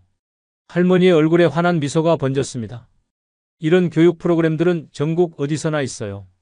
서울시의 경우 어르신 스마트폰 교실이라는 이름으로 운영되고 부산시는 시니어 디지털 역량 강화 사업, 대구시는 스마트 시니어 아카데미라는 이름으로 운영됩니다. 교육을 받기 어려운 상황이라면 자녀들의 도움을 받으세요. 하지만 여기서 중요한 팁이 있습니다. 한 번에 모든 것을 배우려고 하지 마세요. 하나씩 천천히 익숙해질 때까지 연습하세요. 예를 들어서 첫 주에는 카카오톡 메시지 보내기만 연습하세요. 이것만 완벽하게 할 수 있으면 둘째 주에는 사진 보내기를 배우고 셋째 주에는 영상통화를 배우는 식으로 말이에요. 그리고 절대로 창피하지 마세요. 젊은 사람들도 새로운 앱을 배울 때는 어색해해요. 나이 때문에 못 배우는 게 아니라 연습이 부족해서 그런 거예요. 네 번째 준비 영역은 관계입니다. 가족 관계와 지역 관계로 나눠서 말씀드리겠습니다. 먼저 가족 관계부터 보겠습니다. 노후의 가장 큰 스트레스 중 하나가 가족 간의 갈등입니다. 특히 부모님 돌봄을 둘러싼 형제 자매 간의 갈등은 정말 심각해요. 실제 사례를 들려드리겠습니다. 이것은 가상의 사례이지만 제가 상담한 수많은 가족들의 이야기를 종합한 것입니다. 3남 2녀 중 첫째인 김대호 씨의 이야기입니다. 아버지가 치매에 걸리셔서 돌봄이 필요한 상황이 되었어요. 당연히 첫째인 대호 씨가 주로 돌봐야 한다는 분위기였습니다. 처음에는 내가 맞으니까 당연하다는 생각으로 시작했어요. 하지만 시간이 갈수록 힘들어졌습니다. 매주 부모님 댁에 가서 병원 모시기, 약 챙겨드리기, 생활비 지원하기. 육체적으로도 힘들었지만 경제적 부담도 만만치 않았어요. 월 200만 원씩 드는 간병비와 의료비를 혼자 감당하기 어려워서 동생들에게 도움을 요청했어요. 그런데 둘째는 나는 지방에 살아서 자주 갈 수 없다. 셋째는 사업이 어려워서 돈이 없다. 첫째 여동생은 시집간 딸은 친정일에 깊이 관여하기 어렵다. 막내 여동생은 아직 애가 어려서 여유가 없다는 식으로 모두 핑계를 댔어요. 결국 대호 씨 혼자서 모든 것을 감당하게 되었고 자신의 가정생활과 직장생활까지 위기에 빠졌습니다. 동생들에 대한 원망이 쌓이면서 가족관계도 악화되었어요.